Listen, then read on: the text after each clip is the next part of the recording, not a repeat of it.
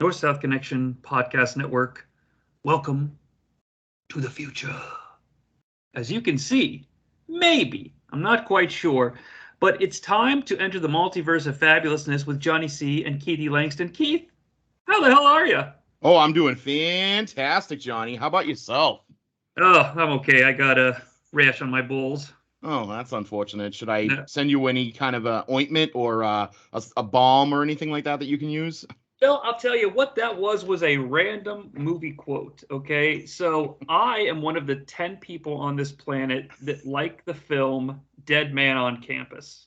Ah, All right. It's a very random, like we could probably sit here unscripted, unprompted, and give at least a couple of Billy Madison or Happy Gilmore quotes back and forth. sure, You sure. know, just it's all in the hips, if you That's right. will. Hmm. But at the same time, Dead Man on Campus is one of those that people can't do that with. I can. I know a few other people that can. And this guy randomly walks into a room and it's like, "Hey man, how's it going?" And he's like, "Oh, okay. I got a rash in my balls," and then he just leaves.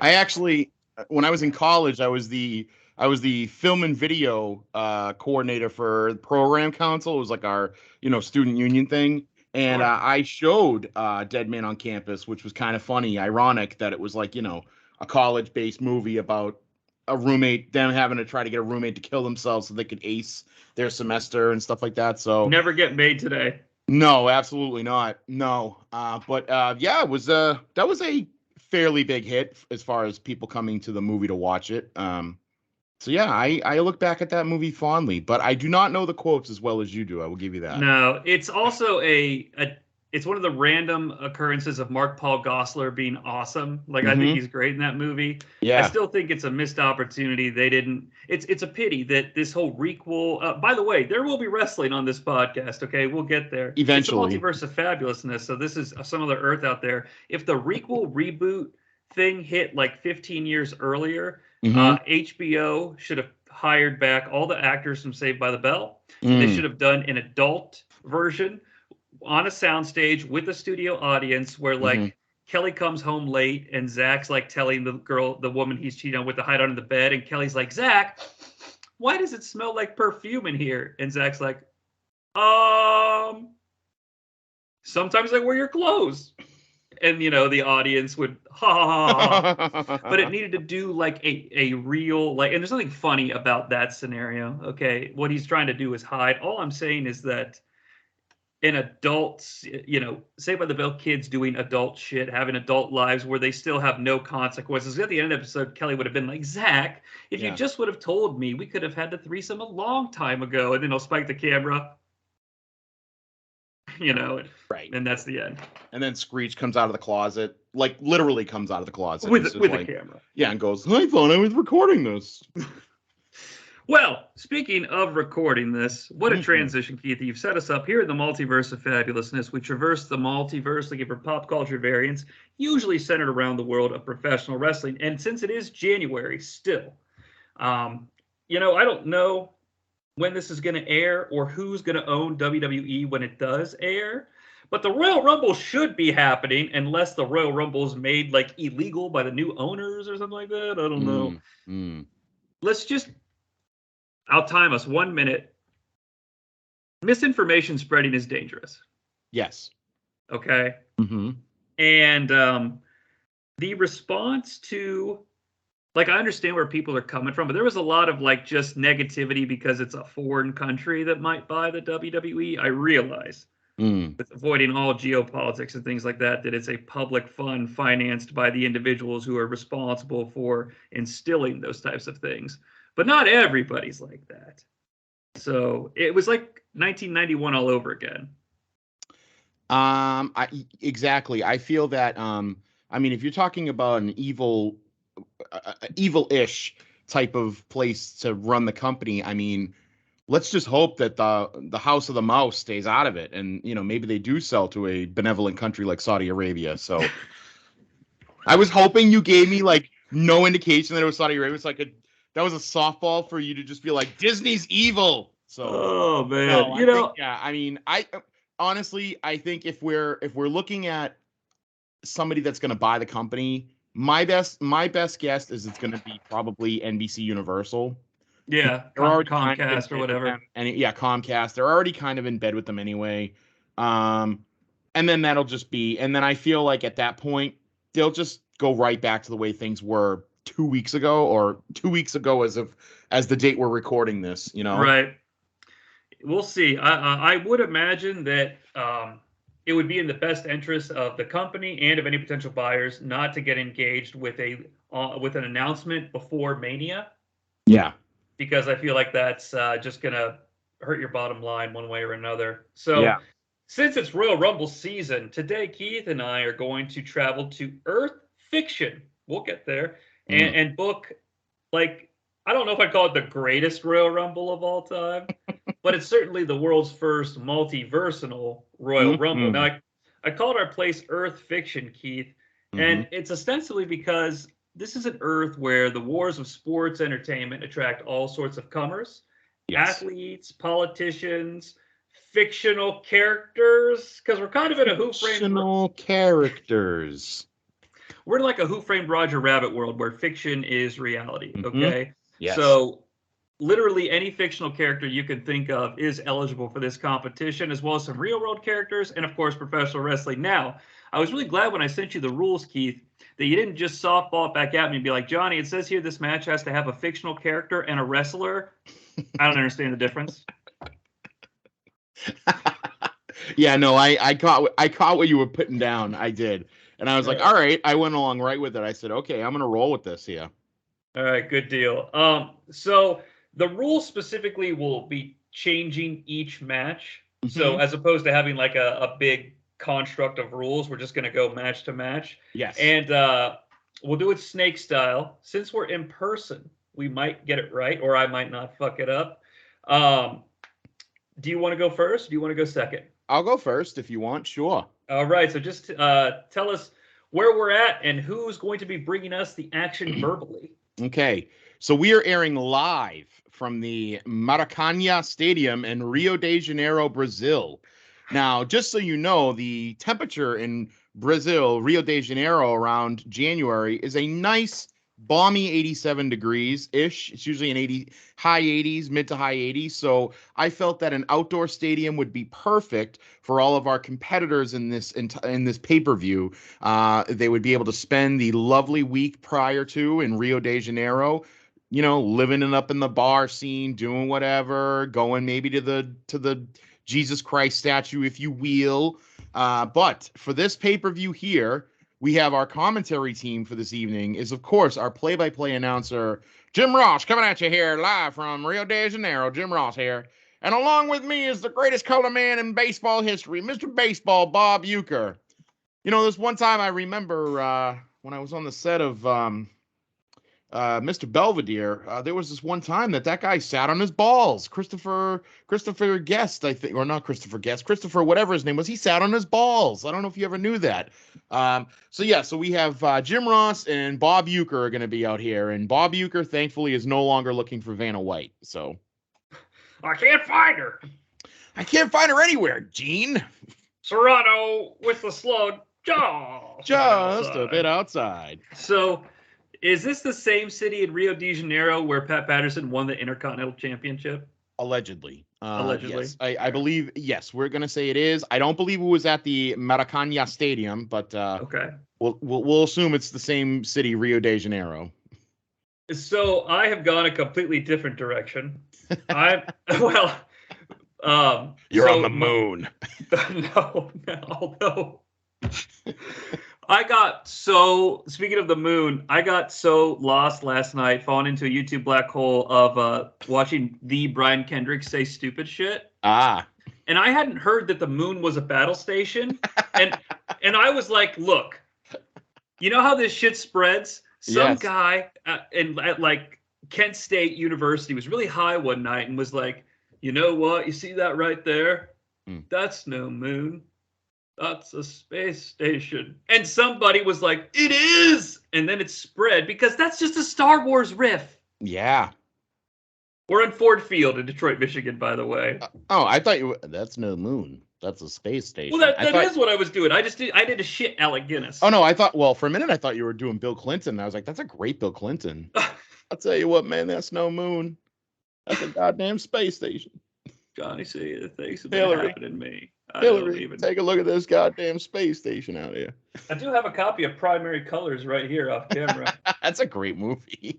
It is. Well, it's the book, but yeah, it is a great movie, especially when you grow up and you figure it all out. Like I watched it as a kid. I was one of those notorious watch everything as a kid, like RoboCop.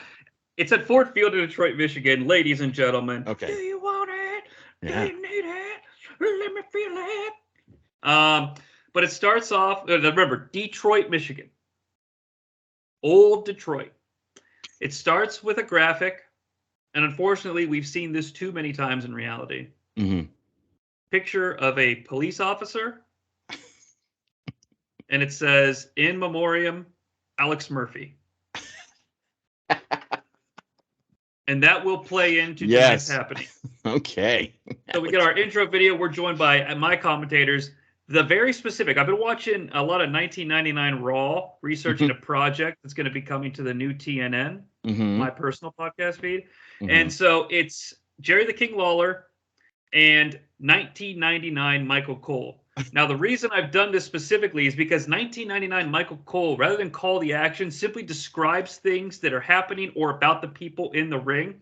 And since our Royal Rumble has so many unique people in it, for example, if it was like Diesel coming down, he'd be like, "Diesel, he's won the 2-time WWF Championship." And he says to his friends, quote, "I don't run on ethanol." Because it's like who he is, what they're about, and then he says, quote, "I won't lose the match." And it's really bad, and I want to have that opportunity to do that about all my funny. folks. That's funny. I like that. Now, since we're doing it snake style, I suppose I need to go with my first match. Yes. All right, match number 1. The rules state it has to be for the WWE Tag Team Championship. Team 1 versus Team 2. The first team are some wrestlers. Team 2 are fictional characters. So I've got the Usos. Now, I have a lot of current gen stuff. Not because I wanted to, just because I was like, that's what I'm going to do. I'm going to try to honor the stuff that's happening right now. The Us. I've been down since day 1-ish. I've been down since the Usos defending, the Usos, a set of twins, defending against the twins from The Matrix Reloaded. Oh. All right. Okay. Now, I do have Michael Cole calling the twins coming down the aisle. Okay. Yeah. The twins, exiled from the Matrix, known for battles with Morpheus and his other free mind associates. They prefer Escalade extensions. They take the form of ghosts that are urban legends and known for smoking pot in the Merovingians' fancy restaurant, Jerry the King Lawler. Because that's what they're known for. And the way this would all go down is one of the twins would have Jimmy Uso held. Okay. Jimmy Uso would reverse it. Jay would come in for the super kick party, and the ghost would ghost and go in between him. And the wrong super kick, 1, 2, 3. The ghost from the Matrix, the twins, are now the WWE Tag Team Champions because twin ghosts are better than twin Usos. Sure. I would agree with that. There's just too much chicanery and superpowers. There's too much at risk here. That's my opinion, though. And now stick to it. Well, I do like The Matrix Reloaded. I like the idea that the exiled programs were like werewolves and ghosts and vampires because they need to fit into the Matrix. Yes. And I love those ghost guys. They were wasted. They were great, but correct me if I'm wrong. Aren't they the only kind of mythical figures that you don't see any vampires or werewolves in that movie, right? I guess the Merovingian would be technically a vampire, right? A little bit, because he kind of lives forever. I played the video game Enter the Matrix, and you know Persephone? Yes. Okay. Yes, Persephone. All right. So Persephone goes to the Merovingian's castle, and she shoots that guy, and she's like, "How many people carry silver bullets in their guns?" And she shoots the guy. Those guys are werewolves. They're named Cain and Abel, but you wouldn't know that if you didn't play Enter the Matrix. Okay. All right. And I don't recommend. Well, actually, I had a lot of fun with that game, but it was it had to meet its release date, so it was super buggy. And they didn't have patches. back in the day. Yeah, no. They didn't have patches for actual disc games. Right. Or to teach you dodgeball.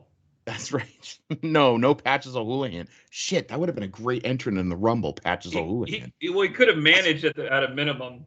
Well, you never know. That's true. But I'm done with the tag match. Okay.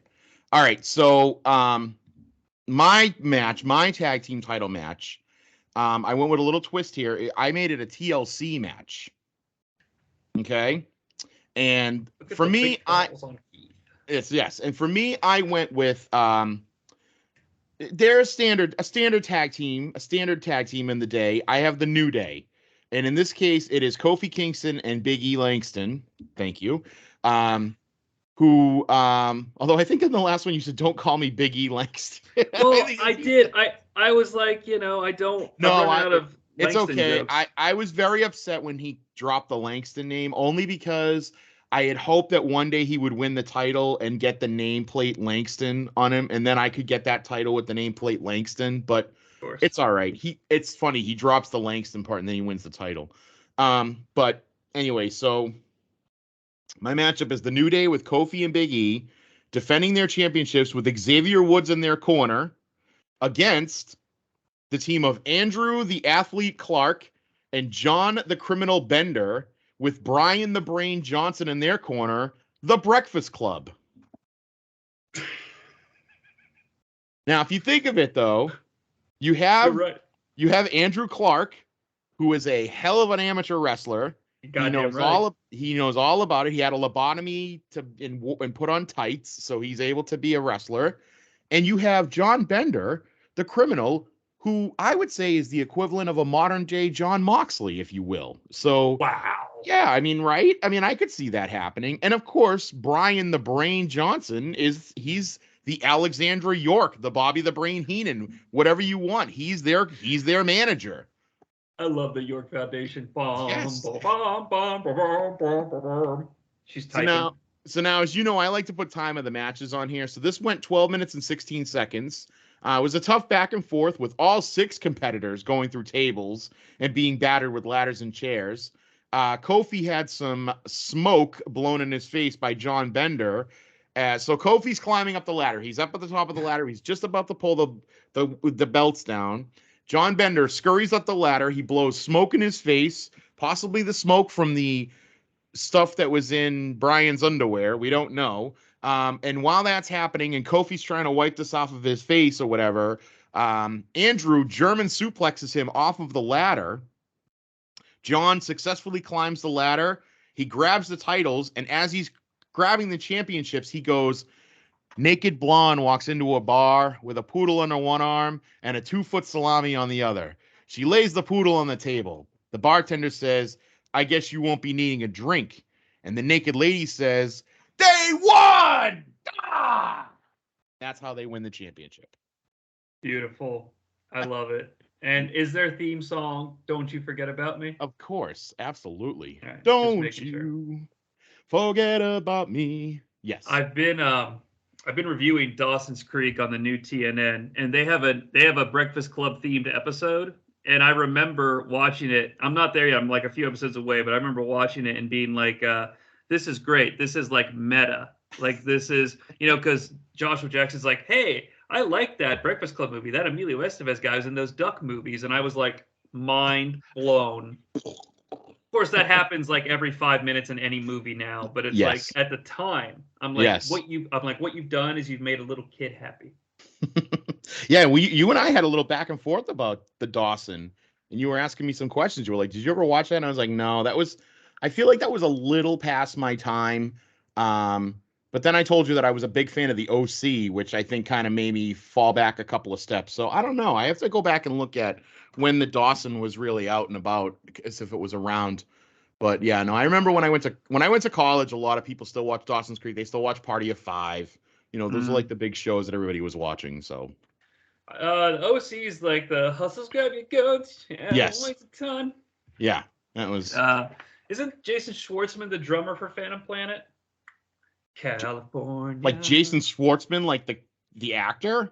Like, were you in the shit? Yeah, I was in the shit. Really? Yeah, from Rushmore. Wow, I didn't know that he was a drummer. Wow, okay. Yeah.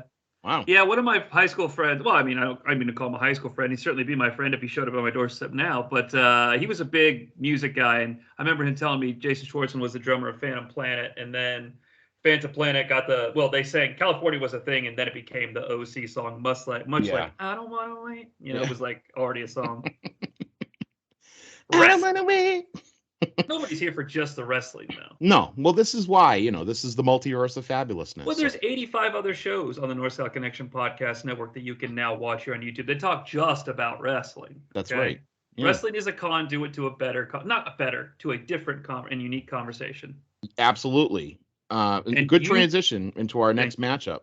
Thank you, sir. Yes. So this next matchup is for the women's championship, correct? Yeah, you got it. And then do I want to let you do the rules or do we? I mean, I could. There's not much to it. And yes, I have a script to my left that I might have to read to sometimes. Anywho, that's probably gonna get kicked off. Okay. I don't know the rules. It's person 1 wrestler versus person 2 fictional. But there you go. Okay. So this one this is no special thrills or frills for this matchup. Okay. This is the challenger is Dr. Britt Baker, DMD from AEW, and she's going up against the Knight of the Seven Kingdoms, the Lord Commander of the Kingsguard to brand the broken, Brienne of Tarth, who is the defending champion. Captain Phasma herself. Yes, and unfortunately for this is not much of a match for Britt Baker. She cannot handle Brienne of Tarth. There's a little bit of back and forth. Time of the match was 5 minutes, 25 seconds. So a little bit more of a glorified squash. Sure. However, one of the great things here is that while Britt has speed and agility, Brienne utilizes her strength and her combat training to just punish Britt to the brink of submission. The ending, however, does come quickly. Like I said, 5 minutes into the match when Brienne applies a dragon sleeper hold, which she calls the Kingslayer. And it's in honor of her longtime unrequited love, Jaime Lannister. And basically, just Britt passes out, and that's it. Yeah. Title defense. Warning for anyone who hasn't seen Game of Thrones. 3, 2, 1. You like the last season? I do.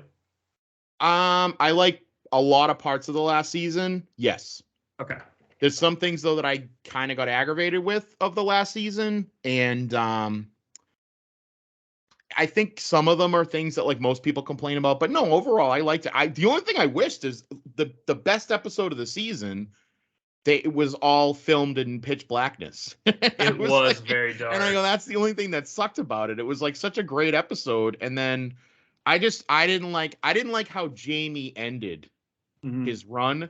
Because I felt that I think you said spoiler alert. I felt that he should have stayed with Brienne and that scene when they're all like in the room, like the night before or the day, whatever, and they're all like drinking and everybody's there. And I think it's right after Brienne gets knighted and all that. It was such a powerful, great scene. That's with for Arya too. Jaime and Brienne do. Yeah, they do, right? Yeah, they do, and so does Arya and Arya and the bastard of the king. Yeah, it's not. I kept wanting to think it was Podrick, but it's not Podrick. It was Pod rules though. Pod rules, yeah. God, you know what? That's the thing though. There's so many characters. I like House of Dragons as well. I thought it was good. So far, so good. Yeah. Well, hey, speaking of high quality television available to you on streaming services that you pay for. My women's. Oh, wait, were you done? I apologize. Yeah, no, we're done. Okay. Yeah, we're on to you. See, audience, what I try to do is latch on to anything that I can to make sure we keep talking about wrestling. Nope, you're on. You're on. All right, so mine is billed as champion versus a mystery opponent. All right. Okay. So the champion is Bayley because I love Bayley. All right. She's coming out. She's doing her heel shit. I beat everybody. Oh, that's her with the belt, by the way. I beat everybody. Who's gonna take me on now? Sort of the lights start to dim and flash and what have you, and there's a little bit of like different multicolored spotlights. Okay. And then. Oh my God! Could it be? It's boss time! But the music stops. The Star Wars theme starts to I was play. gonna say, it was like it goes to.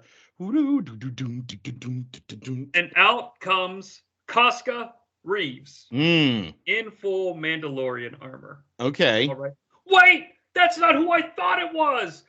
It's Casca Reeves. She supports the rule of Bo-Katan. She was instrumental in the freeing of Grogu. And my sources tell me she once saw Luke Skywalker King. Of course, Casca Reeves, for the uninitiated, though we are initiated, Keith, members of the League of Shadows. Oh, hello. Yeah, Casca Reeves is the character that Sasha Banks played on The Mandalorian. Okay, now I'm going to put you on the spot. Can you believe the lack of promotion and the lack of just overall shine that they like? Batista, Cena, those guys do these things and they're gone. Sasha Banks is right there. She's in Star Wars. Yeah. Now, regardless of one's appreciation of Star Wars or anything like that, you've heard of it. You know what it is. Why not promote this shit? I'm not saying dress her up, but they barely promoted it, I feel like. They promoted Triple H's movie, what, The Chaperone? I think more than they did a whole angle around See No Evil for Kane. Yeah. And yeah, Sasha Banks, who it's not even debatable. She was on the most popular friggin' show on streaming services of like all time. The Mandalorian is probably considered the most popular show on any streaming service. And that beats anything that's been on Netflix, anything that's been on like HBO, anything. I mean, and I guess I'll say HBO, whatever, Max, Now, Go, whatever it is. That stuff's on TV first. Right. So like I'm thinking about anything that they're just putting on specifically on their streaming services, but anything bigger than anything that's on Paramount Plus, anything that's on Prime, Amazon Prime. The Mandalorian's the best show on friggin' Disney altogether. And she was in it. And Andor. I would take Mandalorian over Andor. I would. As much as I loved Andor, I would take Mandalorian over Andor. Only because I mean, just Mando's the best friggin' character. So, I mean, let's put it this way. Book of Boba Fett I liked Book of Boba Fett. No one else did until they brought back friggin' Mando. And then everybody liked it. I didn't. My biggest problem with Book of Boba Fett is, well, I really didn't like the mods chase scene. But other than that, like, I mean, fine. I liked it. I like everything. That's my problem. I like everything, but I could see where people got upset. I know a lot of people who they always envisioned Boba Fett to be this just badass mother effer, and the fact that he kind of wasn't, in that show, it was like, okay, it kind of seemed weird, They tried to make him a three-dimensional character. To a certain extent, I suppose. And I think they did a great. I like the seeing his development of a character after he gets out of the Sarlacc pit. I thought that was great. I mean, I'm a sucker for Star Wars in general. Like, I don't care. Like, I just like to see what happens next. No, but I agree with you that they didn't even at all promote the fact that she was in Mandalorian. I mean, that's insane. That's insane. She even does. Do you remember what wrestling move she does? She does something. She does like a jetpack. She like bounces off the wall and does something. Yeah. But it wasn't like overtly wrestling. It's not like when CGI Rock in the Scorpion King or Mummy 2, he does the eyebrow. Like the CGI Scorpion King did the eyebrow. Oh, by the way, speaking of, I was about to say, did you book the Scorpion King? And then I was like, no, I don't want to know. We need to keep track if we have any of the same characters tonight. Wrestlers, I mean, if we both pick like Roman Reigns for something, I mean, well, that's duh. But I'm more about everyone that's not a wrestler. I'm curious. Okay. All right. But Casca Reeves wins. I mean, I mean, how could she not? Of course. So I like though that I mean, it's kind of a cheat, but not really. With it being Sasha Banks, I like that. But I dig it. I like it. I like that she comes out in the full Beskar. I love it. Well, spoiler alert, that might not be the only person that blurs the lines. It's Bo-Katan time.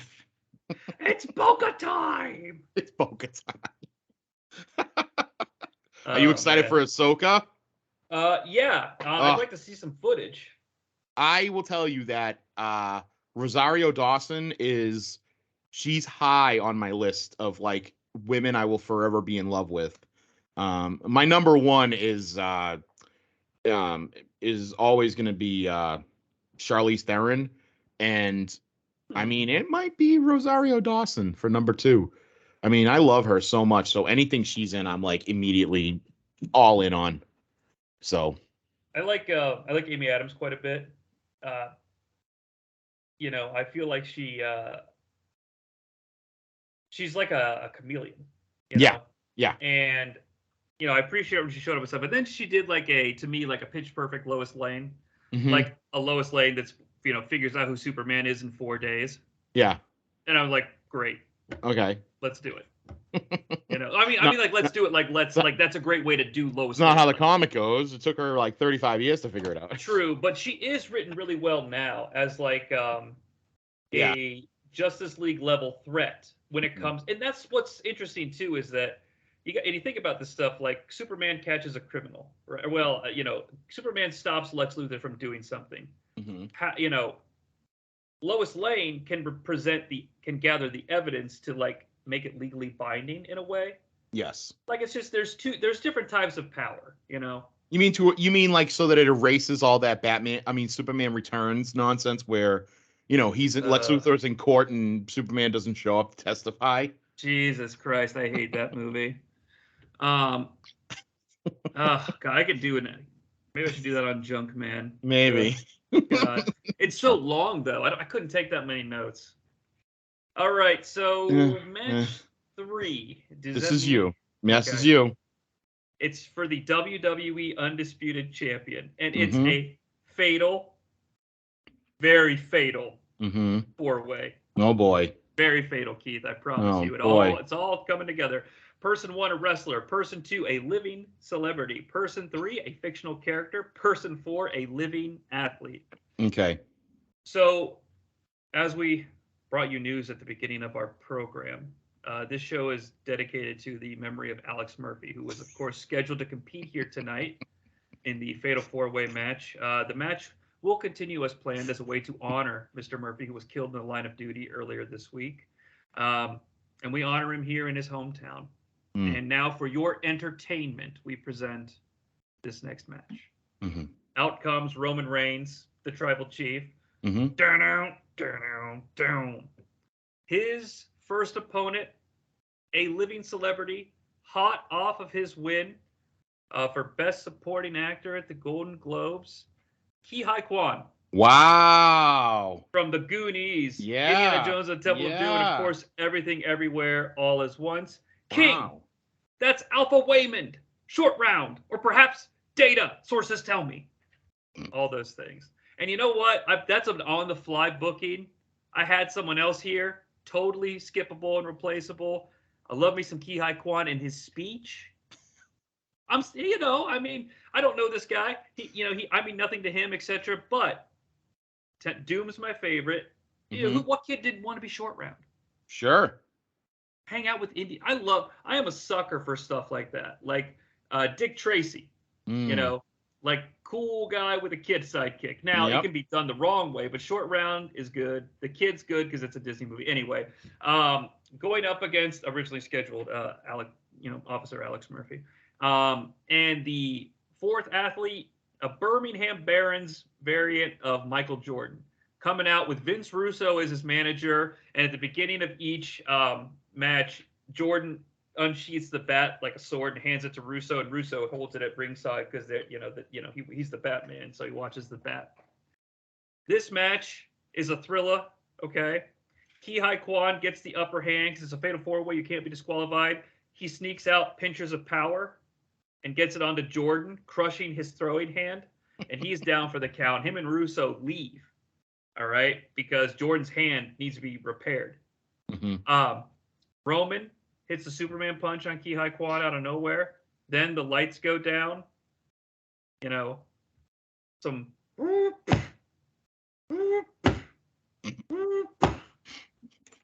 The lights turn on, and this walking man machine comes down the aisle. He's king. He's part man. He's part machine. But look, He's all cop. RoboCop. Shades of Capital Combat. That's right. Shades of Capital Combat 90. RoboCop is here. He signed his name to the dotted line. Yep. He's still, from a legal perspective, Officer Alex Murphy. Mm-hmm. He goes to the steps. Roman is panicking. RoboCop mounts the steps. RoboCop tries to mount the steps. RoboCop tries to mount the steps. You see the actor in the RoboCop suit can't mount the steps. Roman sees Keithie Kwan is still down, covers him for the 1, 2, 3.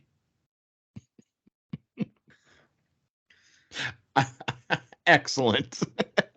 That is excellent. I thought for a minute you were gonna do like, what's the machine that falls down the stairs in the At first? 209. Yeah, I thought you were gonna do that. Like he's like, and then he falls. I wanted to blame the actor because, famously in Capital Combat, that dude couldn't do anything. Was that Peter Weller? No, it was not. Absolutely not. I hope not. Peter Weller was in the fucking Naked Lunch. Yeah, Right. Peter Weller's not doing that. He's not doing Capital Combat. Unless they're throwing like $1 million his way. I mean, but they didn't have $1 million. No, not in 1990. No. Oh, that's Peter Weller's a fucking actor. That's right. I am an actor. Alrighty. So, wow, that's all right. Well, let's hope I can top this here. So this is for the Undisputed Championship. It is a fatal 4-way. For some reason, it's the first to the key, first to the egg cage match, that's the line from Ready Player One. First to the key, first to the egg. It has no bearing on the match at all. It's just a cage match. So Roman Reigns is defending his championship against Jason Momoa. So it's almost like twin magic here. Of course, we have the deadliest man alive, John Wick, is going to be in this match. That's right, John Wick. And for a living actual athlete, I went with Boston Bruins left wing Brad Marchand, because if there is one person in this universe that is as tough as nails and belongs to be in the cage with those other beasts, it's Brad Marchand. So just that's a shout out to anybody that's a Bruins fan out there. I'm just gonna 1 second before you reveal the winner. Yeah. Okay. There's only one choice that's correct. And it better be this guy. See, but he's not Aquaman. I'm sorry. That's true. I he's know. Just and Jason Momoa. I better get used to it because he's not going to be Aquaman much longer. So. Yeah, that's true. He's going to be Lobo. It's possible. It's possible, I guess. It is possible. But you never know, because you know what? Jason Momoa might be able to charm the pants off of James Gunn. You never know. You never know. He is a wonderful human being. I don't know that Aquaman will even be a thing going forward, Yeah. Like, I just don't know if he'll even be like one of the things that they care about keeping going, What I will say is, for all the goofing on Aquaman that everybody else tends to do within like television and movies and whatnot, I really like Jason Momoa's portrayal of Aquaman. Yeah, I feel like he was very likable. Yeah. There was just a lot of good stuff going on there. It was a great performance. It's very easy to get behind. It's very easy to just have fun with. So it's not the person I would have picked but then I saw it and I was like, this is fine. So we have time of the match on this is 28:49. This match went 28 minutes 49 seconds. This cage match is designed for total all-out war. Weapons available for all the competitors. This does not bode well for either Roman Reigns or Jason Momoa, who are hoping to rely on their athletic ability and not necessarily their fighting skills. Obviously, this match is suited for John Wick, who can kill you with a pencil if you needed, and he shows his skill by knocking Jason Momoa out with a tea kettle in the first 2 minutes of the match. A tea kettle? Yeah, a tea kettle. A nice glass or a ceramic tea kettle. He shatters it over Jason Momoa's head. He busts wide open, and he's bleeding in the corner. Brad Marchand, also known as a pest, or better yet, a rat, the rat, he pummels Reigns with his lefts and rights and hip checks him into the side of the cage. Brad Marchand then hangs Roman Reigns upside down with a cord wrapped around his legs, and the tribal chief has no choice but to watch his championship fall to the hands of either John Wick or Brad Marchand. After an intense back and forth with a chair wielded by Wick and a maple tree branch meleeed by Marchand, The end is nigh as John Wick wallops Brad Marchand for the 1-2-3. Your new champion is John Wick. My God. By God Almighty, that man's got a family. He used to. He used to. Oh my Have God. a dog, I love and it. Wife and a house. And yeah, he had all those things. So the fictional characters are really going over hard tonight. I mean, with the exception of Roman Reigns, because no one could be Roman Reigns. Yeah. At least in some realities. So we've Yes. evened it out. Yes. Oh, that's good shit. That's good. Oh my shit, God, pal. that's right. I just realized that so far all the matches, all my fictional characters have won all my matches. Is your timer running on the recording? Like No. Yeah. It just says you're recording the call. Okay, good. I'm assuming you're recording. I don't know. Maybe it doesn't show when you're doing video, but No, that's true. Because I was going to say, it does say stop recording, but my timer froze at 25 minutes and 32 seconds a long time ago. oh, good. Okay, so now the way that you have the women's rumble, do you want to do this do you want to do back and forth in the spots of 5, or do you want to just I'll do my rumble and then you do your rumble? I figured we do back. I had assumed back and forth in the spots of 5, but let's do good. back and forth. No more snake. Just boom, boom, boom. Okay. Boom. All right. Okay. So I'll start. I have the rules, so I'll go on this one. So we're doing a women's Royal Rumble and a men's Royal Rumble. Okay. Mm-hmm. Numbers 1 through 5. 2 wrestlers. We're doing the women's first. Okay. Yep. And each group of 5 has its own set of rules. Okay. Yes. First group, 2 wrestlers. 2 what we called low tier fictional characters. So, and then number 5 was what we called a main event celebrity. And we sort of left it open to interpretation. So who's going to start this Women's Royal Rumble? Alexa Bliss? Sure, why not? She seems like...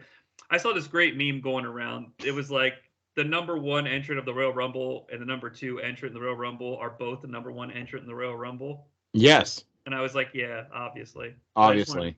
Yeah. So we've got Alexa Bliss and Asuka. Okay. All right. And then number 3, King. You know her. She's a former showgirl, star of Goddess. She was incarcerated for 6 months for assaulting the singer Andrew Carver. That's Nomi Malone. Number 3 is Nomi Malone, immortalized by Elizabeth Berkley from the film Showgirls. Another Paul Johnny C. I see you have RoboCop, you Showgirls. You big Paul Verhoeven fan, huh? Come to Paul Verhoeven house. I show you things, yeah. I show you Paul Verhoeven things. Paul Verhoeven house. Come to Paul Verhoeven house. All right. This next one is for you, so you better fucking get it. Okay. King, it's time for number 4. Who can it be? King, we recognize her. She's a buyer for a prestigious toy company. She loves oldies. She divorced a man for pretending to be an Indian citizen. She's currently dating a robot. That's Sandy Banatoni from Short Circuit 2.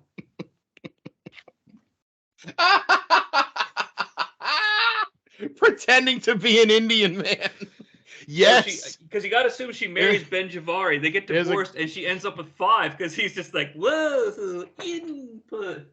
We have a friggin' callback to an older show where we had a problem. We had a big problem with Fisher Stevens. That's right. So going in brown face. I recently rewatched Short Circuit 2 after our last recording, and I love the part where she's in the taxi cab and they're listening to the oldies. 16 candles. It's so dumb. So dumb. It is so dumb. I mean, I'm not gonna lie to you though. I did try to figure out some kind of like Morse code using songs. Like when that movie came out, I was like, I can do better than this, and I couldn't. I don't think so. I got stuck on friggin' Broadway. For length purposes, I'll cut out the Michael McKean conversation I was just gonna start. But he's great in that movie. He's underrated as a sleazy salesman. Wicked a underrated. Rolex, you know the name now, know the watch. Mm-hmm. Number 5, a main event celebrity. It doesn't get any more main event than this. King! You'd recognize a lot of King. Yeah. It'd be the worst for Michael Cole. That's why I picked the 99 variant. She's the star of Avatar. She's Gamora. She's Uhura. But of course, best known as the star of Center Stage, Zoe Saldana. Yes. She's on my list as well. Wow. So our first crossover. No. On my list as in my personal list, not this list. No, and that's only because Zoe Saldana is like she's a geek at heart. So, you know. Right. I love her. Yeah.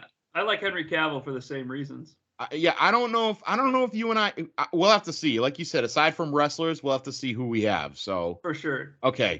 I figured Keithie Kwan and Sandy Banatoni wouldn't make it. Those are two safe bets, yes. You're up.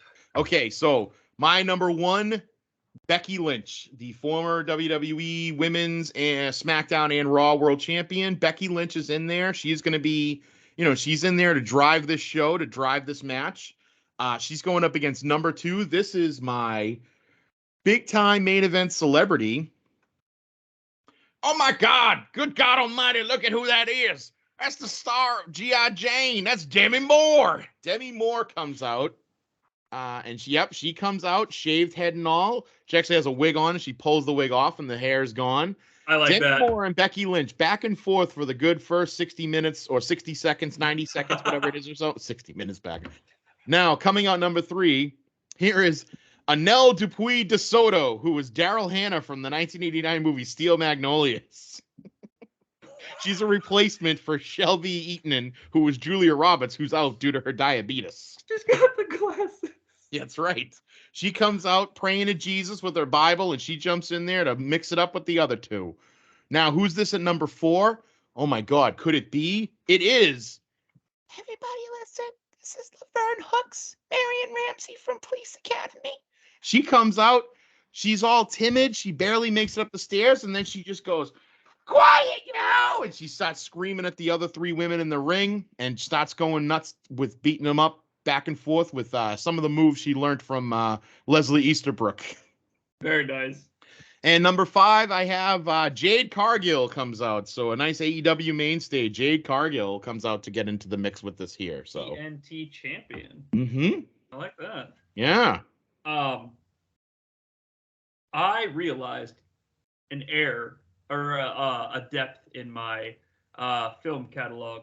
I realized the only Police Academy I've seen is 4 and 5. I've never seen Police Academy 1. Yeah. You gotta rectify that. 1, 2, and 3. 1, 2, 3, and 4 are great. 5 is meh. 6 is hot garbage, and anything after that is just a waste of time.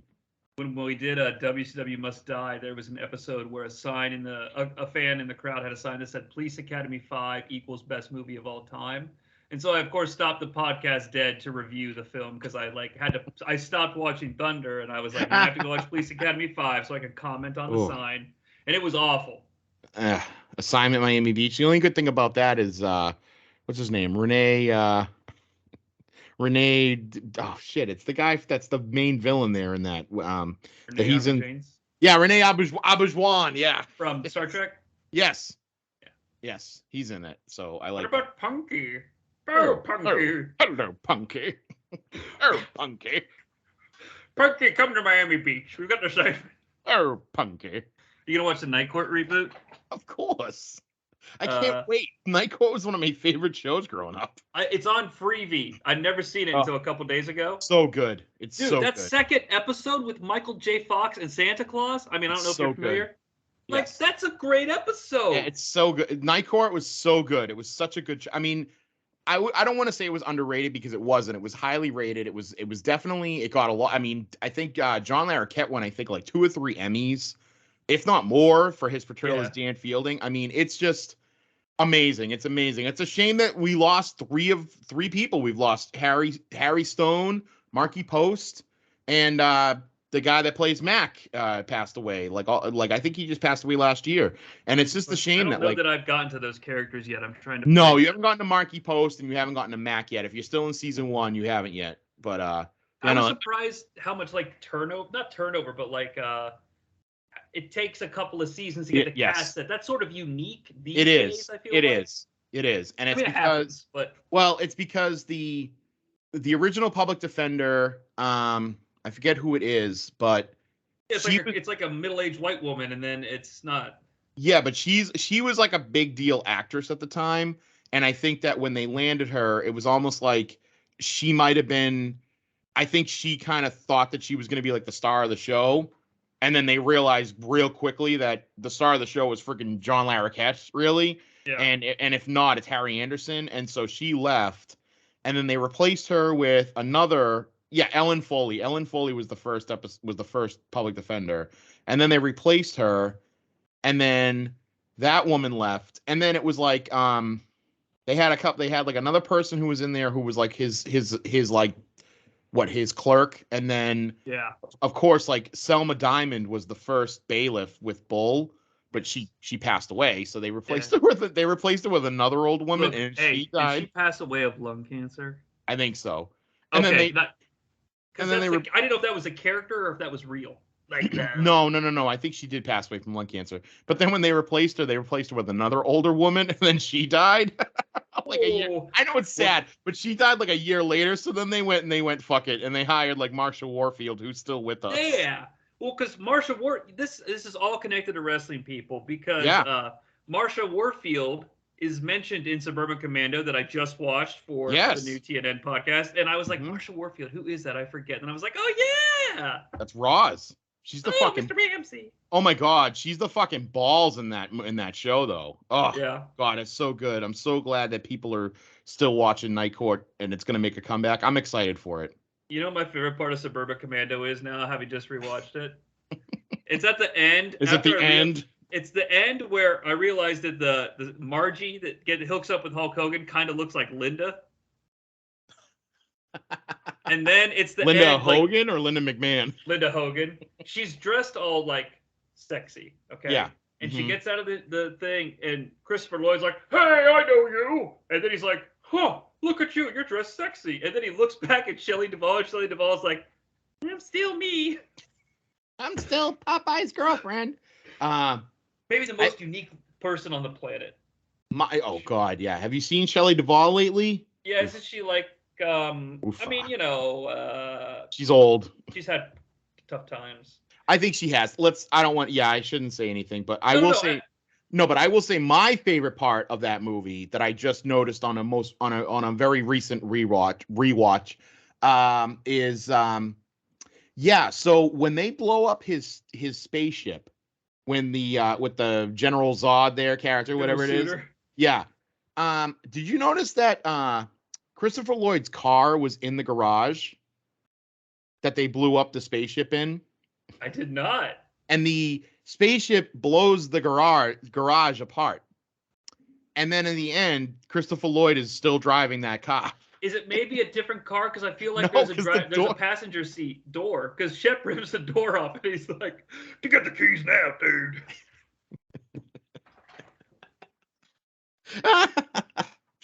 I love your Hogan impression.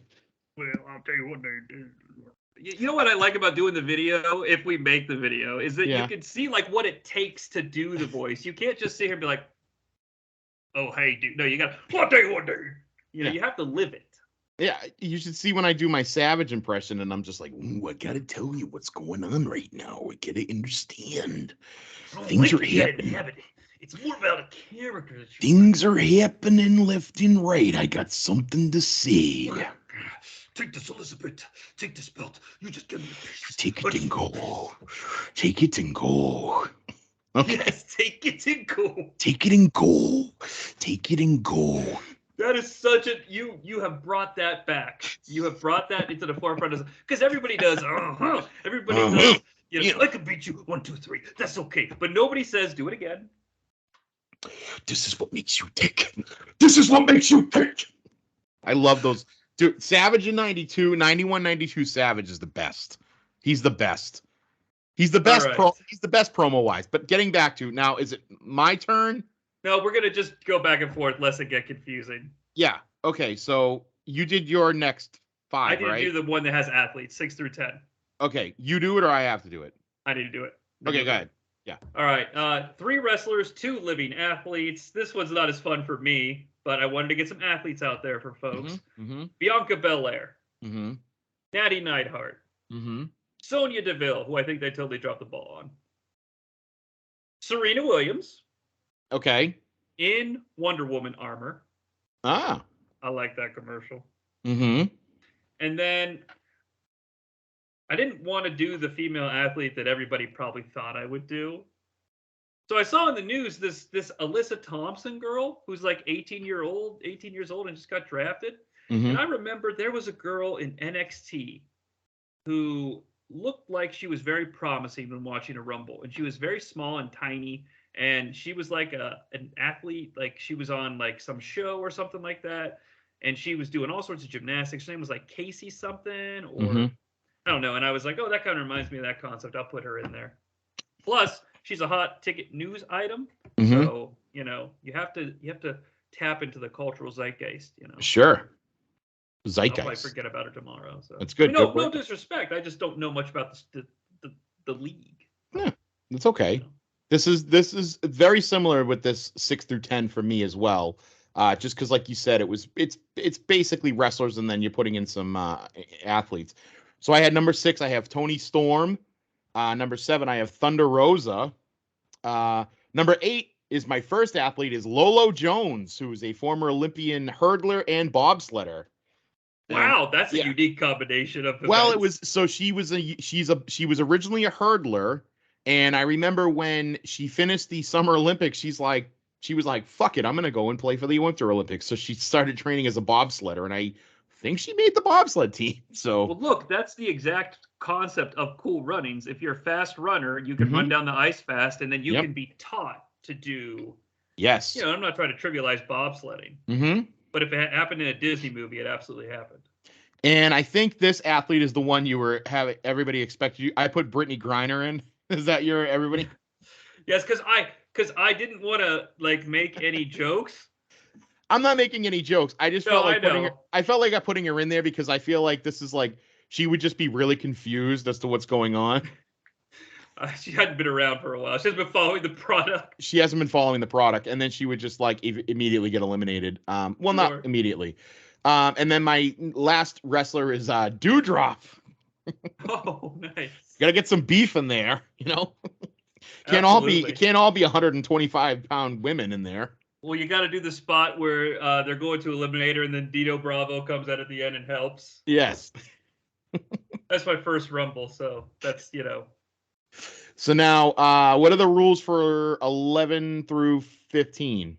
A living musician, 2 fictional characters, and 2 wrestlers. Okay. All right. Okay. So my number 11 is professional musician and sometimes Marvel character, Megan Thee Stallion. Ah, okay. I'm not too familiar with her work, except all the fucking neckbeards got angry when she was on She-Hulk, which means she's like my favorite. Sure. Number 12, King. Don't you recognize her? King. That's number 12. She's an attorney at law. She's best friends with Megan Thee Stallion. She sometimes breaks the fourth wall. She's had sexual intercourse with Daredevil. And she's hated by neckbeards worldwide. It is the She-Hulk. And she comes out doing the yeah, the there it is. You know, because not because she needs to, but because everybody gets so angry that it's cool for her, or it's shitty for her to do that. But Robert Downey Jr.'s Tony Stark can like be, you know, can do the Playboy stuff at the casino. Like his whole Tony Stark portrayal before the thing happens is just a cartoon, and I love it. But why can't She-Hulk be a cartoon then? Well, because like you said, neckbeards get angry. I mean, it's like read the comic. Yeah. Like the She-Hulk comic was especially Dan Slott's run on it was crazy with like fourth wall breaking and just nonsense and bonkers and all that. She had the android that was like the big square head android there. I forget what his name was, but you know, yeah. I mean, I'm not going to sit here and pretend that I read it before. I mean, I read it like right before the show. I didn't read it like years ago, but my thing is that I know the timestamps. Like I know that's from the 80s. This is from right now. Right, so, right. Number 13, lucky number 13. King, do you recognize her?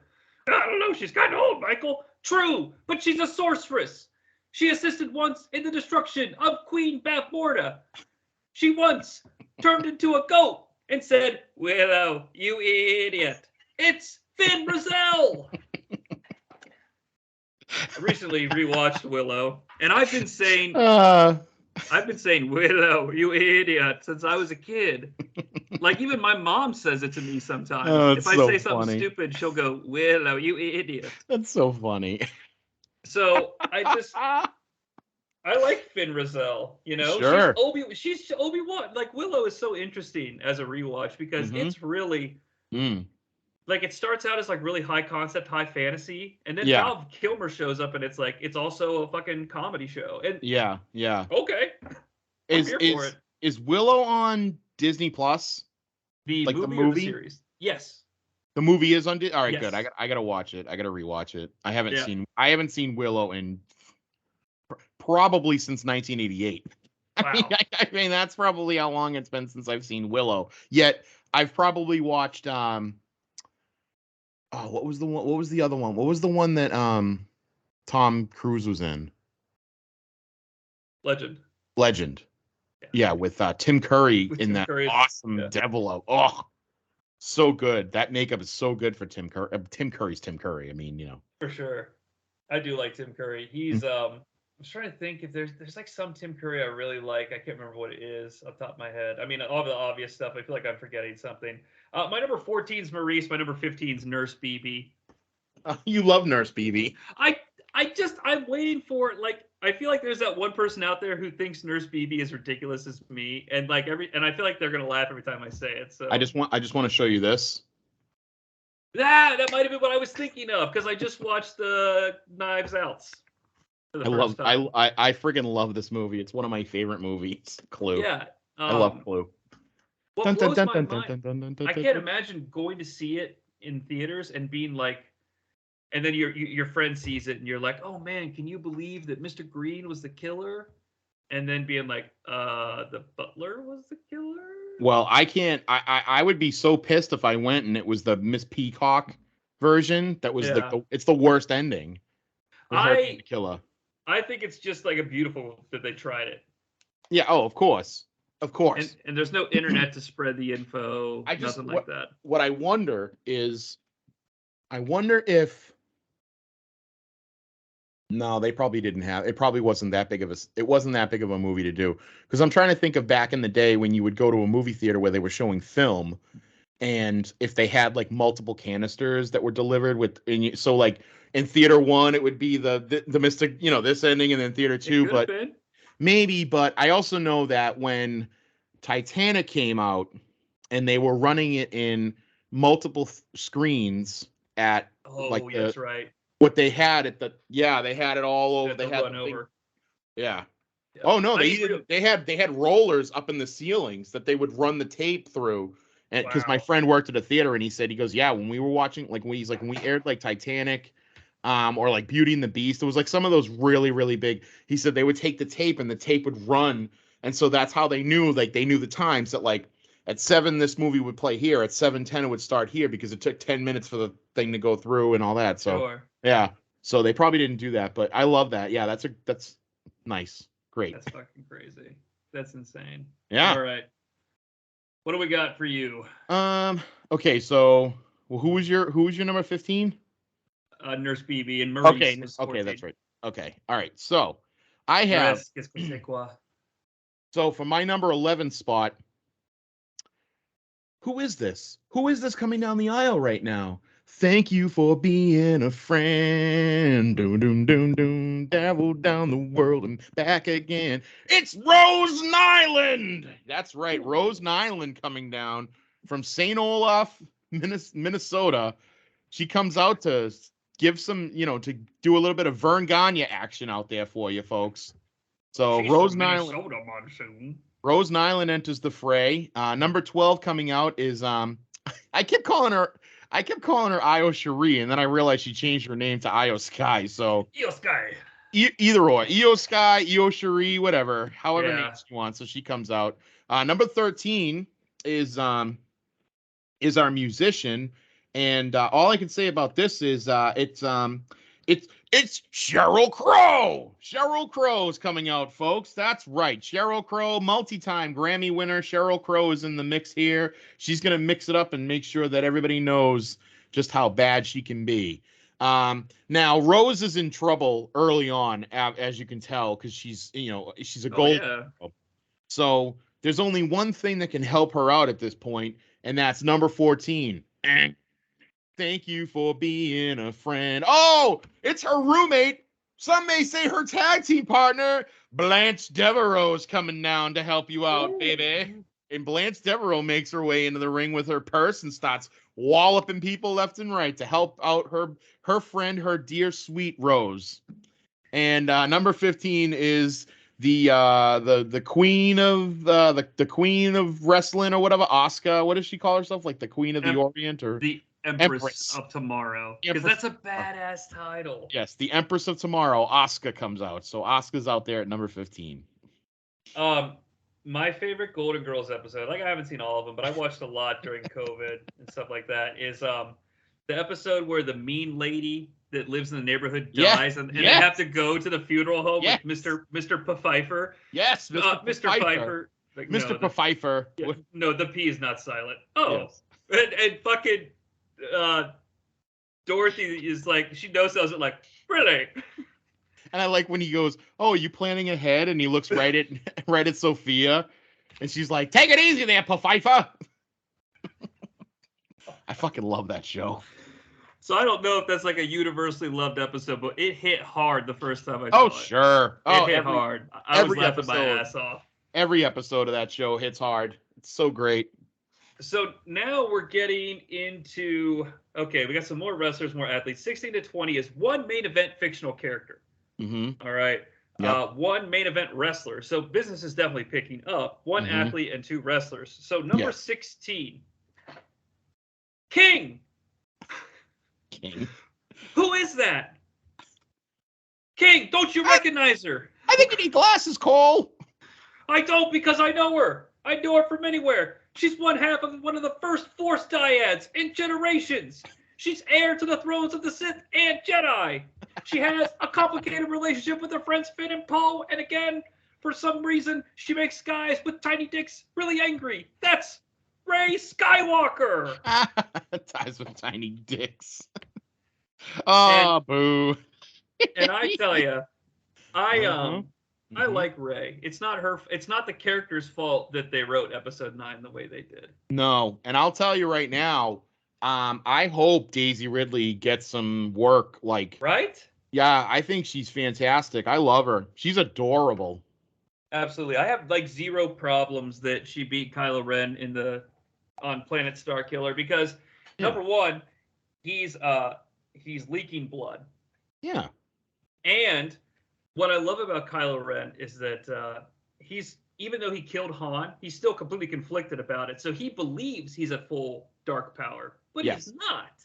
No. He's not even close. If anything, he feels so emboldened by it that he's repressing the true emotion, and therefore he's not at full strength. That's right. But that's the thing, though. And I gathered all that just from watching the performance and looking at the setting and what have you. And if other people can't do that, then that's their problem. I feel sorry for them. I feel sorry for them that you can't like dive into a film. You just take everything at surface level. Because male or female character, if Rey wasn't blessed with the Force or Kylo wasn't in the circumstances, they would have no chance. Mm-hmm. Anywho, number 17, our main event superstar, Becky Lynch.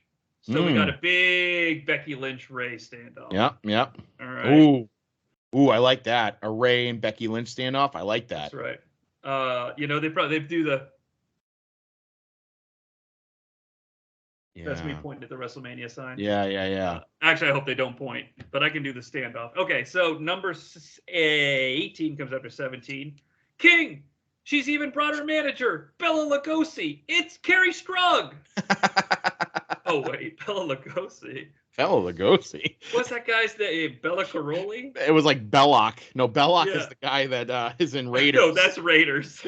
Wait, it's that thing that Gandalf says to open the door. He's like, Bella. I thought he said Bella Lugosi.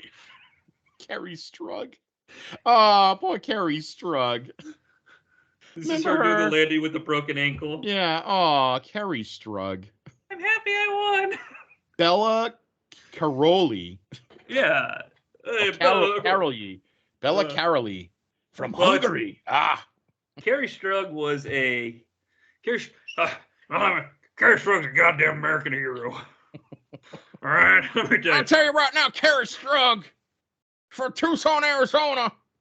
See, that's another thing. When you do your King impression, you have to make sure you don't move not your King, your Jim Ross. You can't move your lips because he's got, because they got a real palsy. You got a Carrie Strug out there, Tucson, Arizona. She was one of the Magnificent Seven and won the Women's Olympics in the 1996 Summer Olympics in Atlanta, Georgia. She's giving it her all. I'll tell you right now, she went down to, doing things down. Where the hell did she go to college? I'm looking on her IMDb page. It doesn't freaking I don't tell think me. she did. I think they gave her pills that made her like skip like that age or something. Because she's like, I don't know if she's 12 or if she's 40 when she hits that she's jump. 45. She's 45 now. I mean, but okay. Yeah, I mean that was a long time ago. But I remember when she was on. She just guest spot on Saturday Night Live, and they had that kid there that played the Monkey Man was her brother, and I remember that. That was a good scene. That's right. I love Jim Ross casually discussing things he watched on TV the previous evening. I'll tell you what, that was a hell of a show with Carrie Strug coming back from the Olympics. Will Ferrell played her coach there, Carol Bela Lugosi. That's like Jim Ross now would be doing that. Like he didn't back then, but Jim Ross now is like, oh, turn out it's a Friday night. We're on Dynamite, and we're going to be talking about what's coming. I guess this week's going to be Megan Thee Stallion's going to be hosting on the Saturday Night Live. Megan Thee Stallion. Someone saying, oh, well, she knows how to fall. I think that's Megan the, who's that? What is it? King? What's it? It's not King. It's Taz, JR. Oh, King. Who is that? It's Megan. No, it's Megan the horse. Yeah, that's what it is. I'll tell you. I'm trying to think of another name for a horse. Like Megan the. Why can't I think of another name for a horse? Well, me, Megan the Clydesdale. Number 18 is Lita. Oh, Lita. Okay, back so to fucking rules, man. That's right. Oh, it's Lita. It's Cameron, North Carolina. What do you mean the camera's not on? I just do it anyway. Jeff Hardy's alarm goes off. I really hope the video makes it because no one's going to know. I was doing the Jeff Hardy finger thing. Number 20 is Michelle McTaker. Oh, okay. Michelle McTaker. Okay. All right. So now I have for my number 16. Is that who? Wait, who the hell? I keep saying King, but I thought again, you were going to say that's gotta be King. That's gotta be. No, this is So I keep forgetting that it's King with Mr. Baseball, Bob Uecker. Bob Uecker here, and I'll tell you right now who that is. That's Miranda Priestley. Meryl Streep from The Devil Wears Prada. She's coming down the ring right now. Get me on money. Get me on money. That's a pretty good flick. I don't know why no one can get ready for a run through. I like Stanley Tucci quite a bit. Why am I still waiting? I love Meryl Streep. Everything Meryl Streep does, I love. And it was either Miranda Priestley or it was Sophie from Sophie's Choice. And I decided to I didn't want her to have to make a Sophie's Choice in this matchup, so I went with Miranda Priestley. So what about Madeline Ashton? You know how hard I had to work to pull her name? The whole time we were talking, I'm like, Madeline Ashton. I want to talk about Madeline. She's got that fucking thing. She does, because it's a therapy session, and she's like, I want to talk about Madeline. And then the whole room just erupts and screams. Oh, God. Madeline Ashton would have taken the Women's Royal Rumble, but she didn't make my list. See, this is why you and I are just meant to be together. Well, who else gets that fucking reference? Like Madeline Ashton. And I love when she goes, please don't. And that's, for anybody that doesn't know, it's Death Becomes Her. Like one of the best comedies, like just dark black comedies out there. Totally needs to be on the radar more. Oh, Meryl Streep, Goldie Hawn. Underrated Bruce Willis performance as just a Joe regular. Yes. Like just a regular guy. Isabella Rossellini is in it. Yes. that's like that's the one I always confuse with who's the one that's the Merovingian's wife? It's Monica Bellucci. Monica Bellucci. I always confuse her with Isabella Rossellini. Isabella Rossellini, Monica Bellucci, and fucking Talia al Ghul, whose name I can never remember. Marianne Cotillard. Marianne Cotillard. My father's work is complete. She's great in fucking Inception. No, I mean she's a great actress, but her death in The Dark Knight Rises is terrible. So, but that's just her death, not her acting as the character. Have you seen Tenet? No, I have not yet. It might be the biggest movie with its head up its own ass of all time. I was gonna say, I you know what? As soon as it came out, I didn't hear a lot of people talking about it, and it was feel height like, of COVID. Yeah, like, and I feel, but that's the one that's got it's Denzel's son in it, right? John Michael Washington. Yeah, he was awesome in Ballers. Like he was awesome in that. That's if anybody had. Show? Yeah, and he's like the star, like with The Rock. Like it's him and The Rock. Like, yeah. I've never seen it. Yeah, he plays like he's like a wide receiver, I think, and he's kind of like a no, not Randy Moss. I want to say like a Terrell Owens kind of wide receiver where he's just like he's all mouth, you know. Ocho Cinco or Chad Ocho. I was just gonna say Chad Ocho Cinco. Here in the jungle where I live, I actually know who that is because I don't know a ton of real sports, but you can't live here and not. Yeah. I mean, Ocho Cinco, obviously. Well, I would say, the only thing I always said about Chad Ocho Cinco is that he was like, he wanted to be Terrell Owens and he wanted to be Randy Moss, but he didn't have as much talent as those two guys. And Chad Ocho Cinco played for the Patriots for a hot minute. That's right. Couldn't learn our playbook, so they let him go. And I remember like being excited. I was like, "Oh, I like Chad Johnson. I always like Chad Johnson." It's Tom Brady, bro. Don't forget that name, Tom Brady. Can you pull the curtain? All right. Anyway, so we had Miranda Priestley, 17, number 17. We have Jenny Finch, who is she's like the world's greatest softball player. That's like basically her claim to fame. And nice. I think she actually.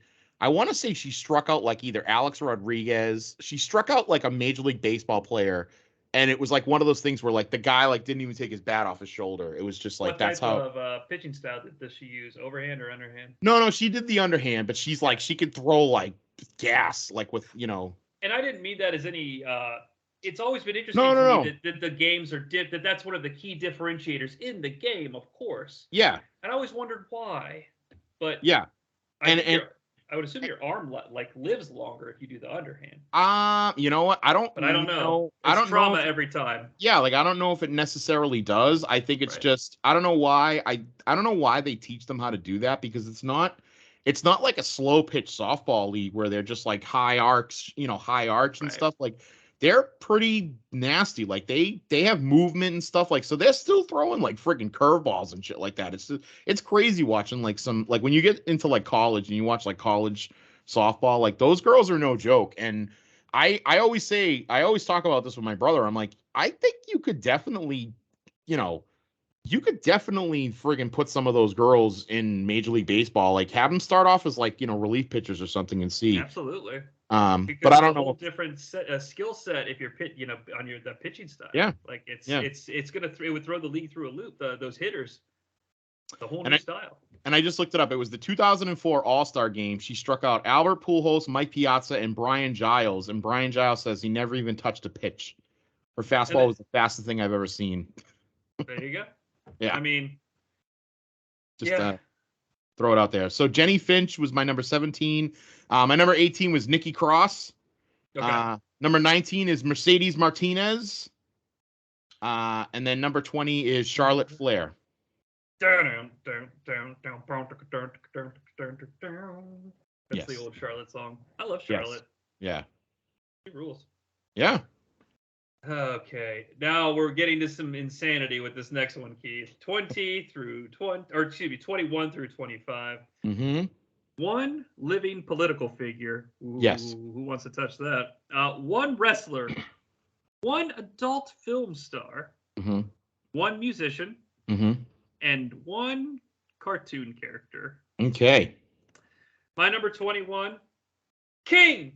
That's the representative from Colorado. That's Lord Boebert. Lord Boebert.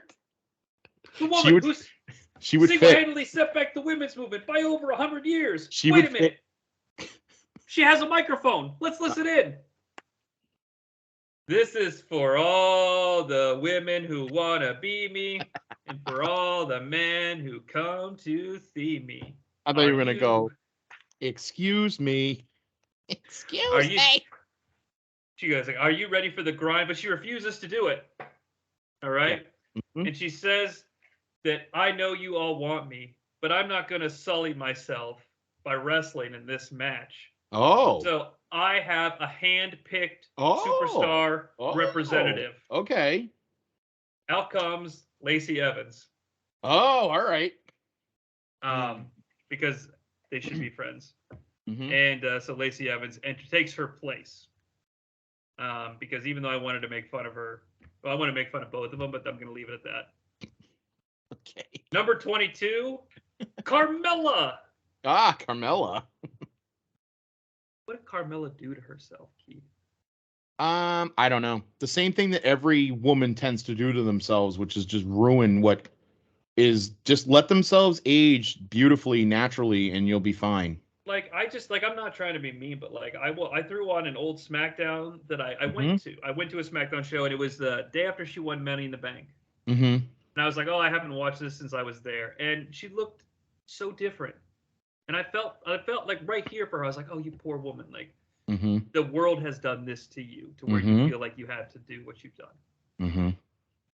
Number 23, King. That's the owner of the Bikini Bistro, the Bikini Car Wash, and I think a bikini real estate firm, if Johnny C's memory is correct. That's Marilyn Chambers. Oh, my God. Ah, that's what I'm going to wait for, Michael. What a blast from the past, Marilyn Chambers. Look at that. Oh. Showtime, late at night, circa 1995 to 1998. Sure. She had a Bikini Bistro, a Bikini Wash, Bikini Real Estate. Mm-hmm. What are you going to do? Number 24, King. She's graduated to the big time now, but she still promised everyone she knows back home that they'll be friends forever. That's Vitamin C. Vitamin C is that the girl sings, as we grow up, we remember. Oh, my God. Number 25. Now, if you've been keeping track at home, there's only one character left. It's an animated character. King. You recognize her. She's a rescue ranger, a heart of the team. Oh. There's nothing she can't invent. And God help us all, she's responsible for a great number of boys discovering their sexuality.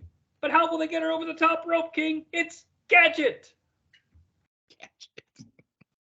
It is Gadget. I love Gadget. Well, I bet you did. What a good show. When Gadget was out. Yeah, what a good show. Wow. Gadget confused the Gadgets. A lot of boys who were leading this way were like, wait a minute. She's a mouse. But I still feel in the, in the cockles. Yeah, well, that's where it is. That's where it lives. That was, I mean, for me, that was Jessica Rabbit. I mean. Yeah, but she was human. But she was a human. It doesn't matter if she's animated. They have animated porn. Oh, I mean, I didn't watch animated porn. Well, yeah, did I? Back in whatever year it was. But I'm just saying, Gadget's a mouse. Now, did you see the new Chippendale movie? I did. It was. Is she in it? Spoiler alert. Yes, but it Lando's her. Oh, okay. Oh, really? And the Bee, and Monterey Jack not as much because they got Eric Bana to do Monterey Jack. But it's a full Chippendale thing. Now, it is very funny the first time you see it, and if all the jokes haven't been, like all the cameos haven't been spoiled for you. Yeah, all right. I have to check that out. Maybe I'll watch that. Maybe I'll watch that tomorrow morning or something. I gotta see that movie. Yeah. It's not bad. I mean, it's fun enough. Yeah. But that is what that's the last encounter I had with the Rescue Rangers was Gadget. I think they do make that joke, which is not something I'm stealing. Something it was. I used to like when I used to like. I remember one of my buddies told me he like loved Rogue from X-Men. Yeah. And I was like, well, yeah, I can understand that. Yeah. That's the whole story. That's the whole tweet. Sure. That's it for me. Okay, so my number 21, Money. The money. The money. That fucking terrible song that they came out with. Mercedes Moné. So the former Sasha Banks making an appearance here at the world's greatest Royal Rumble. Number 22. This is my adult film star. I went with just a full-on porn star who I love. Actually, she's a MILF porn star. It's Jodie West. And if anybody out there has not ever seen any of Jodie West's material, go on Incognito and go check it out. I'm familiar with some of the actors' Sure. work. Yeah, my favorite thing about her is that she tends to get stuck in a lot of places, and then her stepson has to help her out, and you know. Of course he does. And that's amazing. Moving from one porn star to another porn star, here's my cartoon is Selma Bouvier. Not Patty, not Marge, Selma. That's right, Selma. And I could go into all the last names, but I don't have them in front of me. Let's just say Selma Bouvier, Nahasapima Petalon, McClure, Hans Moleman. Like Selma married everybody in Springfield at this point, except for Homer. So Selma Bouvier making it out there at 23. 24.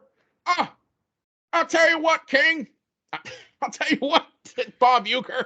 We got here. This is unbelievable. We can't believe we landed this. This is the Chancellor of Germany. Angela Merkel's out here now. Angela Merkel, folks. The new leader of the free world is coming out to give us some German justice, so to speak. In the ways of old. So Angela Merkel coming, not Angela Merkel coming out at number 24. Yep. And now number 25, and I don't know if you know this woman or not, but she's a favorite of Stewie Griffin's. That is Anne Murray. Anne Murray, who is has the lovely, beautiful, wonderful voice and sings things like, dreaming, I must be dreaming. So Anne Murray coming out, folks. I hear the jokes, but I don't know much of her content. Yeah, that's okay. Nobody needs to know. It's terrible. We are still just in the women's Royal Rumble, aren't we? I know we are. Yeah. That's all right. It's good. 26 through 30, 2 main event wrestlers, 2 fictional characters, and number 30 is your choice. I forgot who I did that I read, and I was like, oh God, I can't believe I did that. All right. Number 26, Charlotte Flair. Number 27, Sasha Banks, because she's not the same person as Casca Reeves. No. Because fictional characters. Oh, okay. I like that. All right. Although they probably have a JBL Triple H moment backstage where they're like, Right. All right. Number 28, a fictional character. King! We know this woman. That's the 3-boob woman from Total Recall. Yes! Yeah, you will recall Benny the cab driver. He had 5 kids to feed, and he fondled her shortly before she was killed. Oh, I remember! But yes, the 3-boob mutant from Total Recall. I don't think they give her a name. I don't know. I didn't look it up. I think 3-boob mutant was, her name. There you go. Number 29, King. We all remember. That's the gag's getting so old. We remember the time she answered the phone and said, Ghostbusters, what do you want? It's Janine. Yes. Kind of a sensational Sherry vibe from Janine. Mm-hmm. And then number 30, King. Look, it's disgraced pancake entrepreneur Aunt Jemima. She's been gone for months. We didn't know where she'd gone, but she's returned here as number 30 in the Royal Rumble. Aunt Jemima. Oh, that's Pearl Mills. That's Pearl Street Milling Company. She's from Pearl Mill, Mississippi. Pearl Mill, yes. Oh, wonderful. Can she do a top rope suicida like Ray Fenix and Ahmed Johnson? Ray Fenix! So my number 26. Oh, should I do my winner? I don't. Oh, do you want to do your winner? Go ahead. Just so we move on. All right, yeah. Ray Skywalker. All right. I get it. Okay. But again, a fictional. The rest another of fictional character. Yes. Okay, so my number 26 is my name's Lorraine. Lorraine Baines? Lorraine Baines McFly. Leah Thompson comes out to join us here. Yes. Lorraine Baines. Yes. You can take your pick at which one do you want? Do you want Lorraine Baines or do you want Lorraine Baines McFly? Do you want Lorraine Baines McFly Tannen? Which one do you want? From alternate 1985. Yes. You can take whatever you want. Mom, you look so big. Yeah. Number 27, Rhea Ripley. Number 28 is who is this? Oh, she's not dripping wet, even though everybody else that is in the same state they were when they died. That's Barbara Maitland from Beetlejuice, being played by the great Gina Davis. So Barbara Maitland making an appearance, yes, with the face that's, all that, the pulled out, yeah. Yes, very much and so. that dress. Yes. Number 29 is Bianca Belair, so Bianca Belair getting in there. And number 30, here she comes. Miss America? Dun, dun, dun, dun, dun, dun, dun, dun, dun. It is Michelle Obama coming down the aisle. The former First Lady, Michelle Obama. Michelle Obama is in there as number 30. The crowd goes mild. The crowd goes wild. And the winner in a thrilling upset, tossing out both Rhea Ripley and Becky Lynch, who I just like to say went coast to coast in this. That's right. So for a double clothesline is the St. Olaf Massacreist. Rose Nyland wins our Rumble, ladies and gentlemen. St. Olaf Massacre. She's down. She gets up. Oh shit! I could win. She said, well, don't forget. Remember when she thought that Dorothy was making cupcakes with what was the guy's name? Niles or whatever the guy was, and she broke the cup. So, I don't know if I've seen that one. Yeah, it's a good episode. I need to, though. I need to get back on that horse, man. All right, so I love it. I love, again, fiction trumps reality, as it does always. Now, real quick, I did write a promo if you want. Oh, my God, yes. I love when these things happen. But it's only if you want it. You want it? I didn't ask. Look. You did not ask. I never ask because I don't want to put the pressure. But I did write one. Yes, I want it. And it is somebody who was in my men's Royal Rumble, so, okay? So a bit of a spoiler. I'm okay with spoilers. Well, it's a spoiler, but it's not a big spoiler because you would think that this person would be in it. So we go to the back, and it's Stifler's mom is in the back stage in the area, and she's sitting in the... Coolidge. Or is it Stifler's mom? It's Stifler's mom. That's Jennifer Coolidge. So she's sitting in the chair in the pool table room, and she goes, "Oh, so, Mr. Punk, what do you think your odds are tonight in the Ultimate Royal Rumble? Do you think you have what it takes to satisfy not only all of these fans, but also me? I mean, after all, you're younger than me, you're in better shape than Finch, and I love the way you fill out your trunks with that big old horse." Whoa, whoa, whoa, whoa. Easy, lady, easy. Hold your horses. Listen, do I think I have what it takes? Well, of course I do. I am the best in the world at what it is I do, and no one out there can hold a candle to my flame. Let's talk about the trash that didn't make the cut in this match. Jericho, Colt Cabana, the Young Bucks, Triple H. Those relics are better off on the sidelines, or better yet, buried under the rocks they slime their way out of. I hope that you're all listening to these fans out here.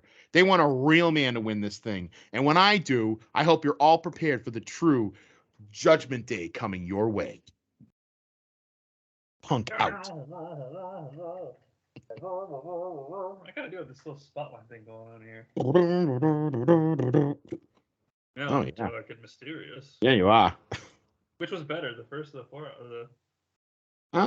I kind of like that one now. All right. Hey, Dark and mysterious. Yeah.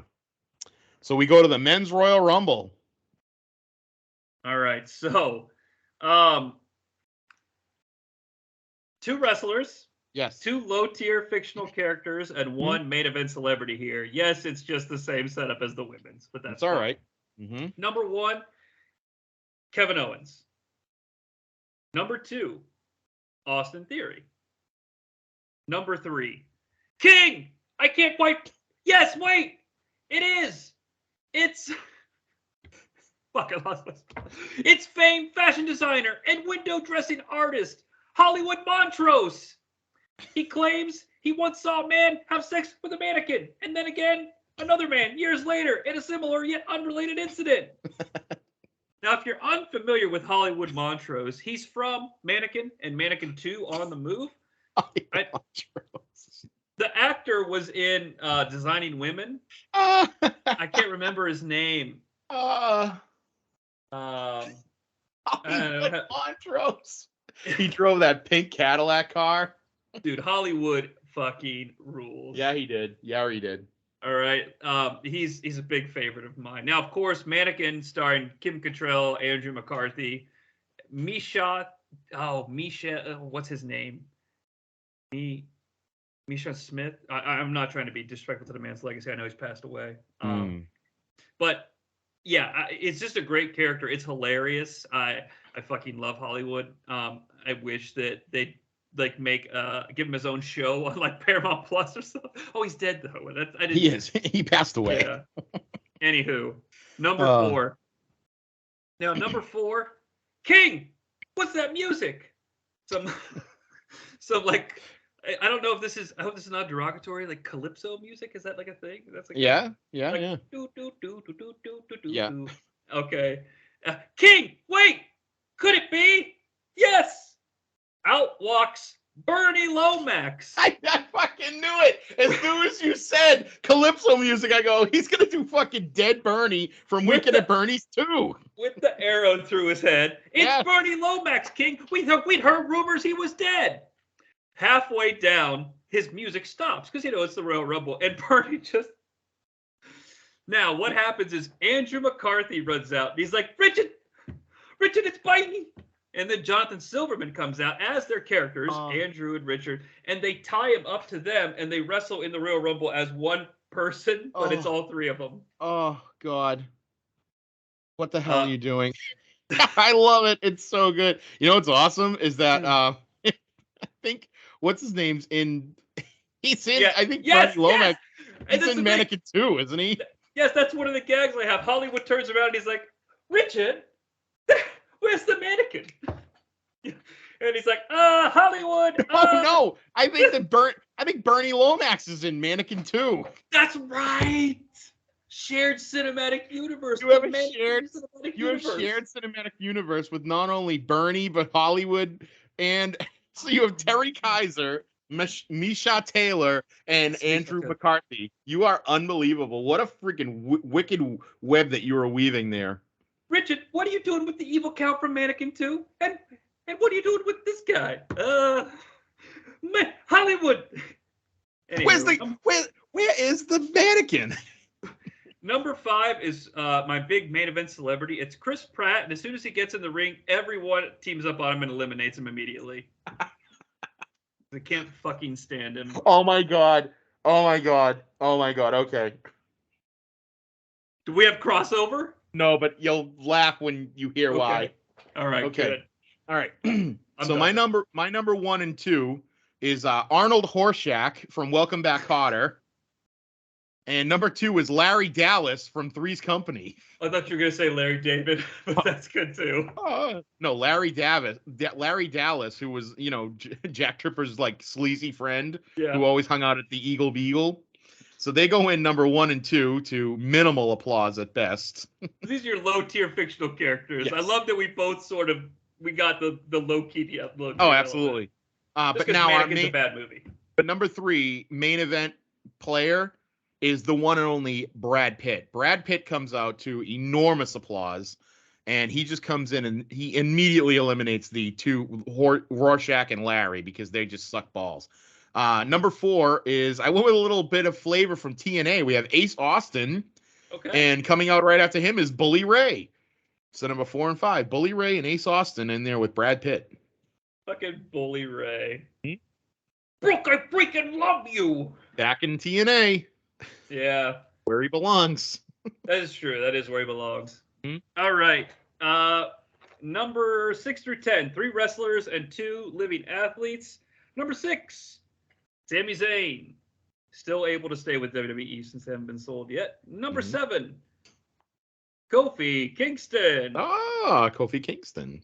Number 8, someone who is slowly becoming one of my favorite characters in the modern product, and it's because she's doing a lot of the work, but he's doing his part well, and that's why he makes the list. All right. So I want to make that very clear. All you people out there could come back at me and be like, well, Johnny Gargano can work a 5-star match. That's great. But Johnny Gargano is, or whatever his name is not fucking hanging out with Rhea Ripley making me laugh. All right. And that's Dominic Mysterio. All right. And you know what? Because the hair is now part of the character. All right. I support it. All right. Number 9, Charles Barkley. I'm just in a Royal Rumble. This is terrible. This is terrible. That's just terrible. That's terrible. That's terrible, John. Why would you do that? That's just terrible. And number 10, my final entry of the set, my living athlete. Because I'm from Cincinnati, I know who this guy is. I don't know if anybody else does or if he actually got good after he sucked here when he played for the Bengals. But it's Big Daddy Dan Wilkinson. Former number 1 pick and big letdown. So if he like won a 5 Super Bowls for somebody, then fucking correct me. But, okay. It was a big thing. Like, whoa, Big Daddy Dan Wilkinson. Dan Wilkinson, sure. So and then he like sucked, I guess. Dan Wilkinson. Look at this. That's really funny. Does it look like I got a soda from the Hungry Heifer from Critters 2? Oh. If you get that reference, I'm gonna love you. Where is that from, though, in real life? United Dairy Farmers. Oh. It's like a thing. I don't know if it's a regional thing or not. I don't know. It must be regional. Okay. That's it's like awesome, it's an ice cream gas station. Okay. I don't have anything local around. The only thing local I have in my house is, it's not even local anymore, is Dunks. America runs on Dunkin'. I still love that Casey Affleck Dunkin' Donuts sketch, though. What's your like local coffee? Like UDF has we have Dunkin' here now. Yeah. We have Starbucks. We don't really honestly, like, UDF is sort of like, that's like your local one. Well, people go there to get coffee in the morning, like get your Speedway or other gas station. I mean, we don't have like to my knowledge. I'm also not a big coffee guy, but we have it's just a franchise. Well, it's like you don't have like Tim Horner, like that's in Canada, but like no, there's a Tim Hortons right up the street. There's a Tim Hortons, nice. Yep. I just said Tim Horner. Well, like it's not right up the street. It's like there's a big mall not too far from where I live. It's a mall they built in the 2000s though, so it's a modern mall. And there's a Tim Hortons connected to a Wendy's though. Okay. I don't know if they're owned by the same company or not. All right. All right. So my number 6 is Jungle Boy. You know what? It's funny when you were talking about just somebody who's made vast improvements, and you really like the work that he does. I love Jungle Boy. I think he's great, and it's kind of cool that he's got that. It's a shame his father passed away, but it's kind of cool that he's got. His dad was Luke, not Luke Wilson. Luke. What's his friggin' dad's name? Luke. Is he a wrestler? No, his dad was the guy from in 90210. Oh, Luke Perry? Perry, yeah, his dad's Luke Perry. You're fucking kidding me. Oh yeah. He was like, at first he was like coming out with him. I want to say when he first came on AEW, I think he made appearances with him. I'm fucking floored. Yeah. But now I'm thinking, I've heard him be called Jungle Boy Jack Perry before. Yeah. I never. Yeah. I think he did make. Good. I think he did make a couple of. I mean, I'm pretty sure he made a couple appearances on AEW. So. Good for him. Yeah. So I have Jungle Boy is number 6. Number 7, and this is where you're gonna laugh. It's disgraced baseball player Trevor Bauer, who, if you don't know who Trevor Bauer is, Trevor Bauer signed like the largest contract in for the Dodgers as a pitcher. Oh yes, and this he guy. had I've heard about this guy. Yeah, and he's the guy who he was having. He was basically having anal sex with like a prostitute or not a prostitute, but like women, and they were like unconscious and all this. So he kind of got he's considered one of the biggest pieces of shit now in baseball. So as soon as he comes in the ring, everybody gangs up on him, beats the shit out of him, and throws him out, a la your Chris Pratt kind of ism. So. Although I don't think Chris Pratt's as evil as that guy. No, he's not as evil as that guy, but he is a douche. So I agree with that. No, he is a douche for sure. Number 8 I have is Sami Zayn. So you and I have Sami Zayn in the same block, which is kind of cool. That's cool. Yep. Number 9 I have TB12, touchdown Tom Brady. So Tom Brady comes out. I gotta throw it out there. So for sure. I get it. You gotta have Tommy out there. I mean, Tommy. Yeah, I get it. I like Joe Burrow. Yeah, well, Because he's Tommy, local. he is, and Tommy is.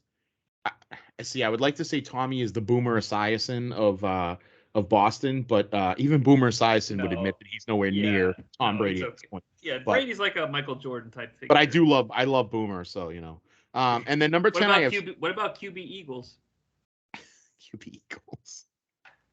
My daughter, have you seen the clip of Family Guy where they play Tecmo Super Bowl? Yes. Okay, all right. I was gonna say she showed it to me the other day, and she's like, "You might like this," and I was like having a heart attack laughing so hard. You know, when I think I told you this before, when I was in college, we used to play like Tecmo Super Bowl all the time, and I was always the Cincinnati Bengals because I loved Boomer Esiason. I loved I think it was it Tim McGee.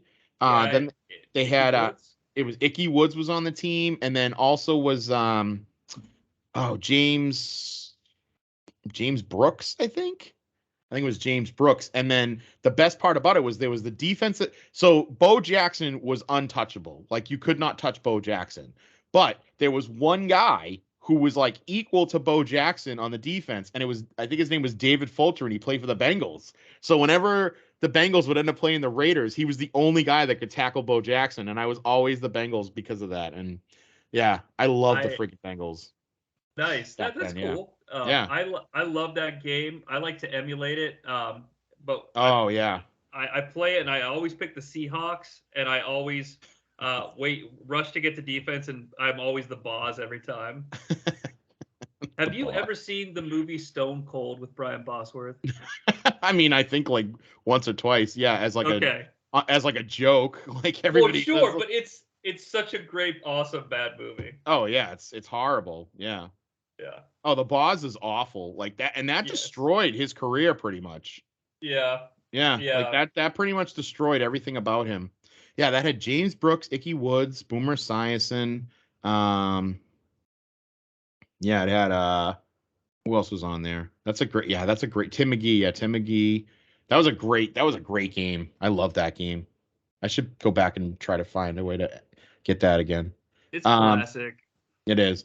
So and then my number 10 guy is Solo Sika, because he's fucking nasty. Yeah. So, all right, back to you for number 11. All right, 1 living musician, 2 fictional characters, and 2 wrestlers. Mm-hmm.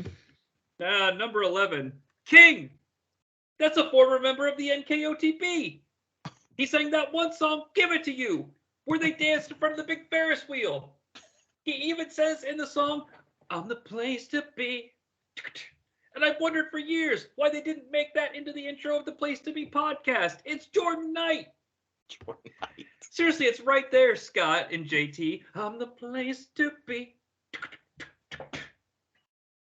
So when I was in high school, that was a big thing. Like boy bands was like everywhere. So it's just you through osmosis, you're watching TRL because that's what you do. You're waiting for Nookie to come on, and you also catch Jordan Knight's "Give It to You." Yeah, it was a fantastic music video. Sure.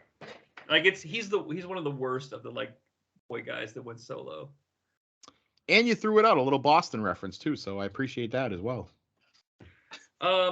Number 12, King. I don't know why I do it every fucking time. King.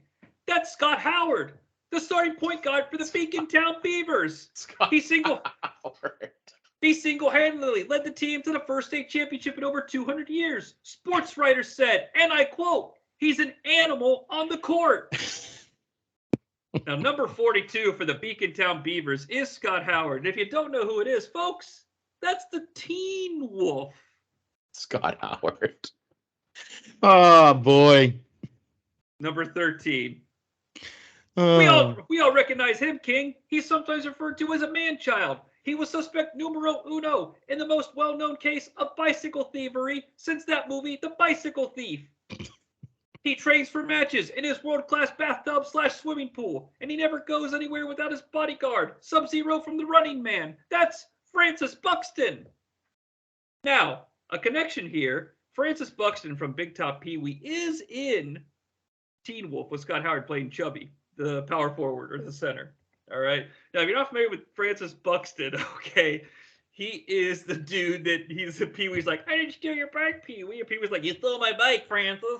Okay, that his bodyguard is the dude that plays Sub-Zero in The Running Man. And he's in that big bathtub, you know. Number 14 is Seamus, so I'm sure that'll go well. We're miles where anyone can hear you. Go ahead, scream if you want. We're miles. And I don't know if Scott Howard ever turns into the Teen Wolf, but he might have to because number 15 is Gunther. Is that his name? Gunther? I can't remember if Gunther's the good name. Or no, the Walter is the better name, in my opinion. Walter's the good. Yeah, Gunther is the new name. But Gunther's what he is now. So nice. yeah, so yeah. Excuse me. Oh, I'm sorry. No, it's cool. I would. No, because you'll know why. Okay. So Gunther was your number 15. Okay. Right. So I have.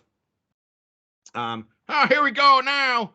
We're going back to the old days at Polk High School football. This man scored 4 touchdowns in one game. That's right. This is Al Bundy, everybody. Number 11 is Al Bundy. So he comes down. Al Bundy. That's right. Hey, Peg. Al Bundy comes down. I can tell you're doing the hand in your pants thing because you were leaning back. Yeah. So Al Bundy comes down number 11, followed quickly 90 seconds later by Ricochet. So Ricochet making his appearance in there. What's he doing this looks for, Peg? What's he doing this? I love it. Number 13. I'll tell you what, Jim Ross. I don't know about this guy over here with the 8 limbs that he's got going on. This is Dr. What's his name? Otto Octavius? Is that who it is? That's right, King. That's right, King. It's Otto Octavius. That man out there is a goddamn Doc Ock. I don't know how that's not legal. He shouldn't be allowed to wear that. Well, I guess the harness is attached to his body permanently, so I guess he's got to have 4 extra arms and legs. I don't understand that. Disgruntled JR trying to explain Otto Octavius in the Royal Rumble. I don't know who the hell's booking this Rumble. Where's Pat Patterson when you need him? So now he's just an 8-armed man. That's okay. I was just gonna let a guy in there with fucking 8 arms. What the fuck? Number 14 is Pierre-Carl Ouellet, PCO, coming in, making a rare appearance here in Rio de Janeiro. So PCO coming down. And number 15, my God, look at this man. This is one of the best rock and roll players of all time. It's Dave Grohl from the Foo Fighters is coming down here, everybody. Dave Grohl. Give it up for Dave Grohl and the Foo Fighters. I bet he's good friends with that octopus fella. Belongs in here just as much as he does. Jesus Christ, I don't know about this goddamn octopus guy. Maybe he could play drums and guitar at the same goddamn time. I hope he wins. I hope so bad that he wins. Okay. All right. I'm sorry. Number 16. Okay. 1 main event fictional character, 1 main event wrestler, 1 athlete, 2 wrestlers. Number 16. King! He's returned to the WWE after a 34-year absence. Released from prison just last year after being convicted of 1 case of involuntary manslaughter, but also 1 case of murder in the 1st degree. He's dedicated his comeback to his brother Randy, who died shortly after this man's arrest when he was abandoned in a grocery store overnight and his wheelchair tipped over and no one was there to inspire him to stay alive. That's former WWE champion Rip! Convicted of involuntary manslaughter. Because he would have been, right? His brothers in the overturned wheelchair. His brothers. That's fantastic. And there's something funny about being in an overturned wheelchair. But what's funny is that he's willed back to life with the Rip. Like, what's that smell? Exactly. It's Rip.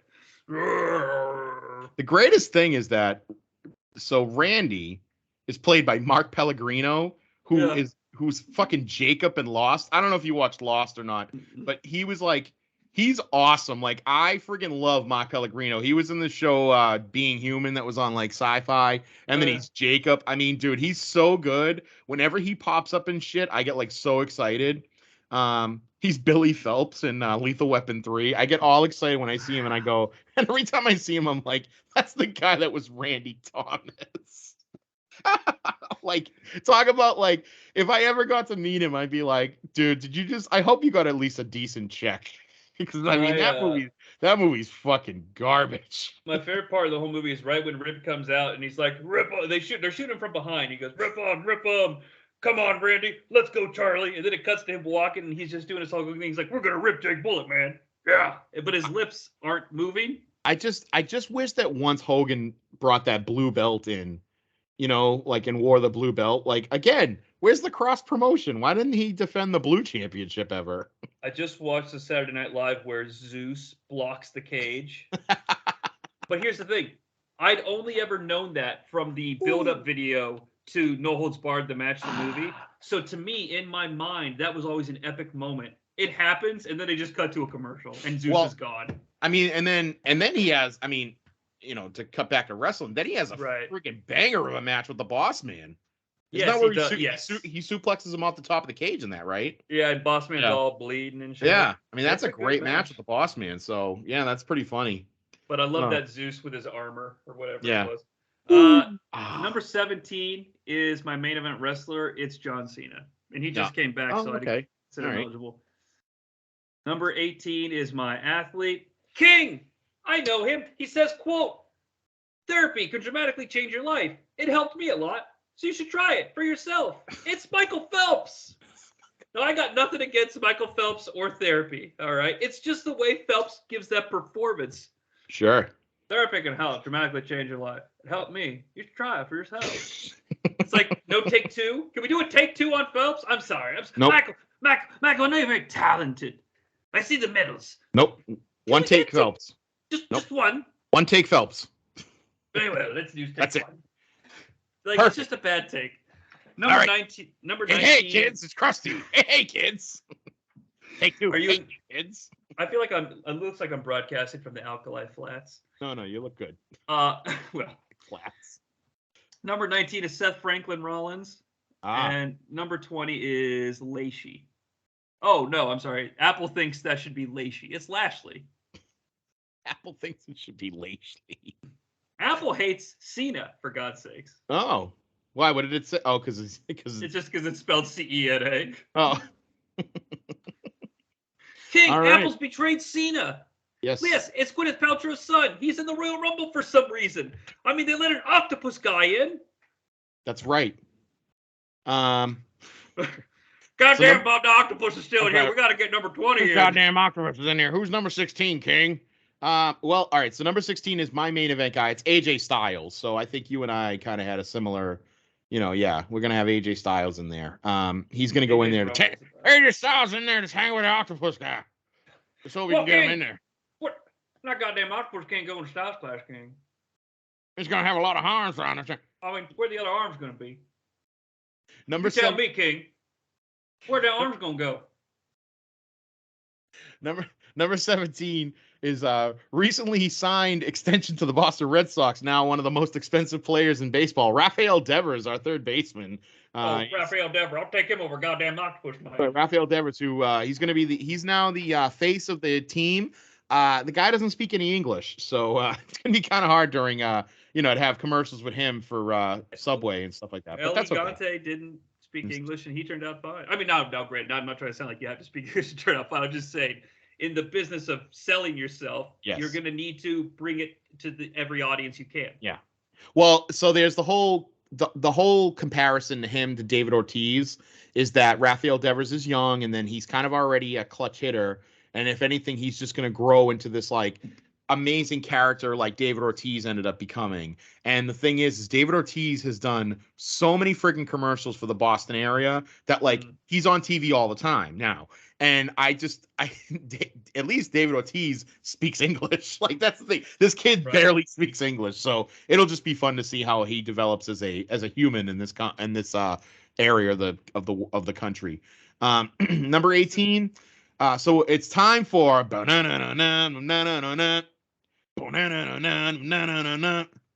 it's clobbering time. So CM Punk makes his way down to the ring, but oh no, wait.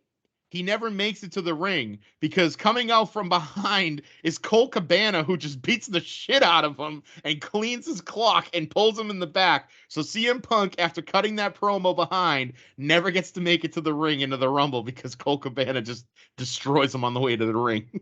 Now, fans, I understand that Colt Cabana's got issues with Phil Brooks, but tell me the goddamn Octopus Man is still in the ring and we can't even get a former world champion. No, we can't. No former world champion here. However, we do have one of the richest men in Gotham City. Batman is out here. So Batman comes out number 19. Maybe that Bat fellow will be able to do something with that goddamn octopus. I don't know. We'll see who it is. I know bats can fly, octopus can swim. That's right. Goddamn octopus. And then number 20 is Claudio Castagnoli. I never learned how to say his name correctly, but it's okay. You can just call him Cesaro. Yeah, the great Cesaro comes in. I mean, Cesaro does that spin move with the goddamn octopus. I bet that'd be a fun thing. So you can throw him all the way to goddamn motion for all I care. Get this octopus off my television. Enough for nothing, JR, but the octopus is a pretty talented competitor. He's goddamn octopus, Taz. Why don't you bury him? All right, number 21.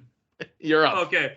One living political figure, one wrestler, one adult film star, one musician, and one cartoon character. Number 21, living political figure. You know, I like there's 2 screens here, but there should probably be a 3rd screen if you want to be a true democracy. I was a Navy SEAL. That's blurring the lines right there. Jesse the Body Ventura. Number 20. Okay, yes, please, no. You know, I don't know if you know this, but I'm the only wrestler who gets a package sent to my house every month from Vince McMahon.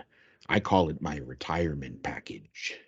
I'm the only guy that gets money from him for royalties. Did you know that, Johnny C? Did you know that? Well, here's another thing I don't understand, Keith. AJ Styles handed me a pamphlet with some literature that was helpful for me, and everybody on the internet thinks it's their business. Me and AJ Styles want to send communications in a folded paper format. I almost died for this country. You know, I remember when I quit the WWF back in 1986 to go make the Predator movie with Arnold Schwarzenegger. And Vince McMahon called me up and said, "You're not going to do that movie." And I said, "Yes, I am." And then all of a sudden he gets a phone call. Vince McMahon gets a phone call from one Dick Ebersol and says, "We signed to do this Saturday night's main event with Jesse the Body Ventura, not Bobby the Brain Heenan. You better get that guy back." He does get them sweet checks, doesn't he? Yes, he does. You bastard. I love it. The political figure, Governor Ventura.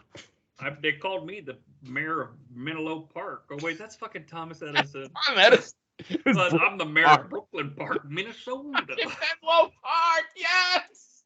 Oh, Johnny C. I couldn't remember. Oh, I love it. Number 22 could have been the Riddler, but it's Riddle. Oh. Your Apple's calling him the Riddler? Oh, now, how's this guy supposed to breathe, King? Maybe he can hang out with the goddamn Octopus Man. He's got enough tape on his mouth. No, number 22 is Riddle. Number 23, King. We know this man. He's in that movie where Lindsay Lohan's naked. And don't pretend you haven't watched a compilation of at least those clips once, regardless of how it seems that now she was once super hot and you're curious. It's James Dean. Yes. I guess but he's in that movie with Lindsay Lohan. Mm-hmm. You know. Yeah. I've seen compilations. What are we gonna do? He also did. Do you remember like Octomom? He also did Octomom. Yeah, he did. Like Octomom did a porno, and I think she sleeps with him in that. I think he also did Teen Mom. That's who it is. Teen Mom, not Octomom. Okay. Teen Mom. Yeah, Teen Mom. But I remember Octomom, a sensation. Oh, yeah. Goddamn. You know what? Octomom's the great goddamn Octopus Man. Octopus, Octomom, Octodad. What the hell, Octoho here? Oh. Number 24 is my musician. King, this man remains a mystery to this day. Origins unknown, but I hear his album has a hidden bonus track. It's Chris Gaines.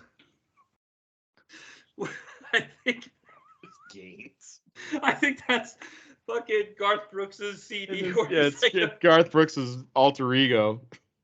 I don't know anything about it except it looks like Zoolander. Yeah.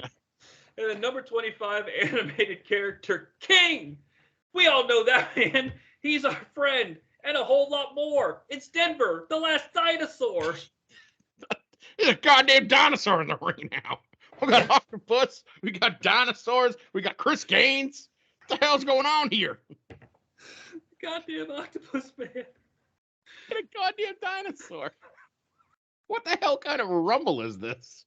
How are they gonna get a dinosaur out of there, King? I forgot it was a real rumble. I thought it was just a reference to it's like an episode of Family Guy. What can we do? God. Please. Okay. So number 21 for me. This is my cartoon character. I'll tell you what right now.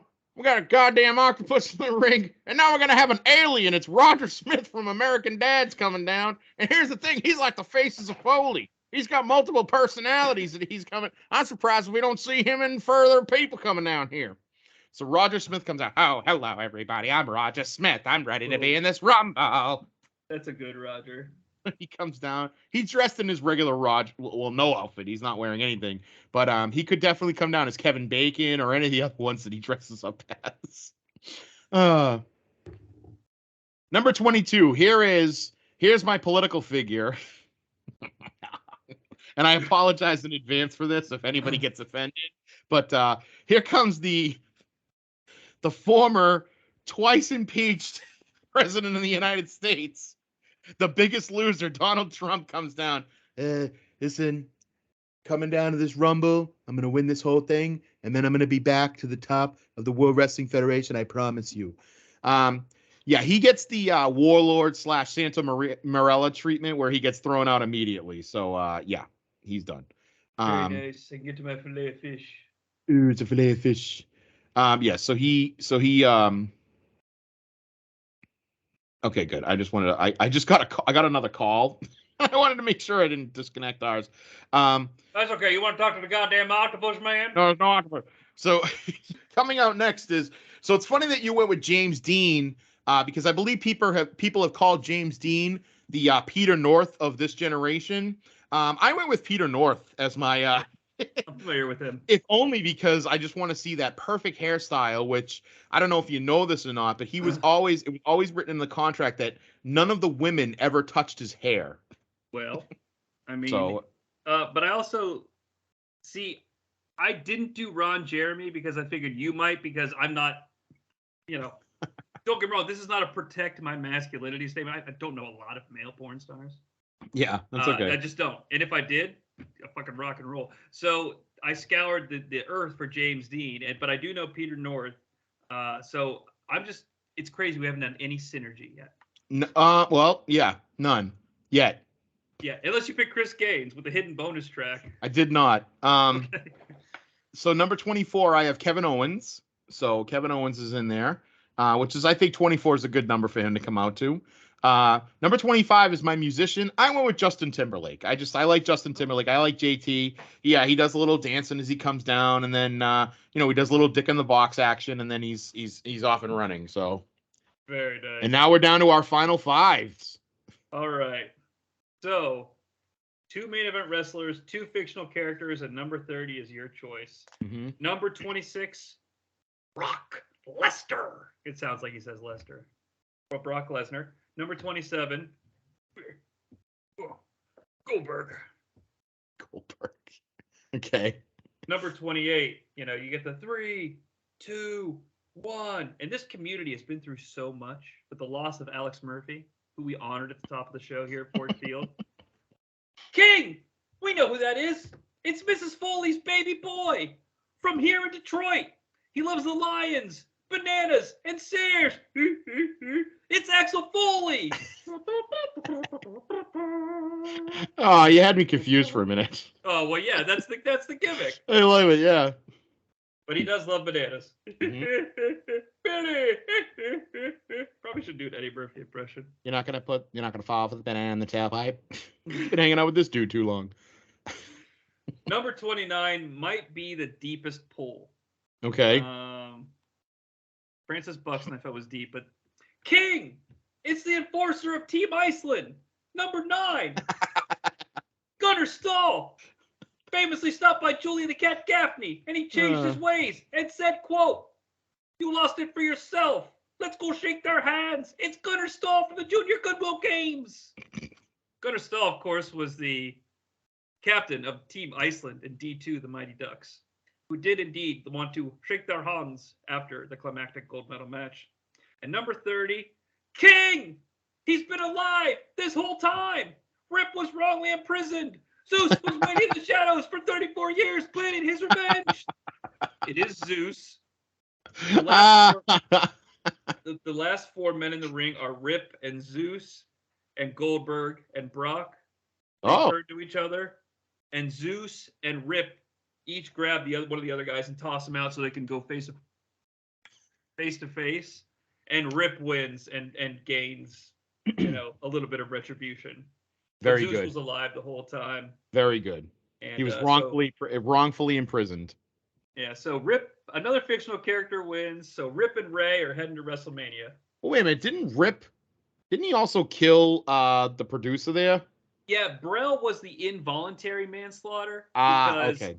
He only, the circumstances of his involvement caused Brell's death. And then Zeus was murder in the first. Because Murder was the case that they gave me. Yeah.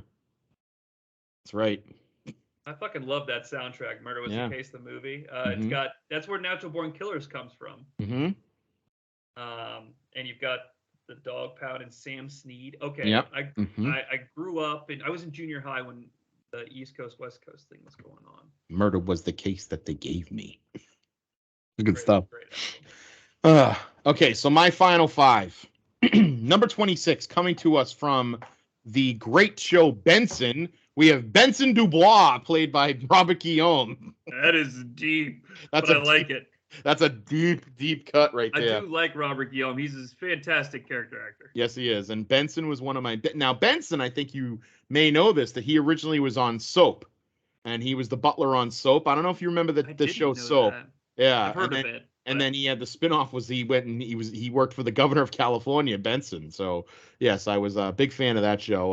Also, Renee Auberjonois is in that. So when we talked about Renee Auberjonois beforehand, I'm telling you, there's crazy we're just a few steps removed at every corner. Oh yeah, absolutely. Number 27, I went with one of the greatest wrestlers in the world, according to Dave Meltzer, Kenny Omega. So I did go with Kenny Omega. I also have Brock Lesnar in at number 28. Wow. Now, here is where you are going to literally probably start crying in about 2 seconds. My number 29 entrant.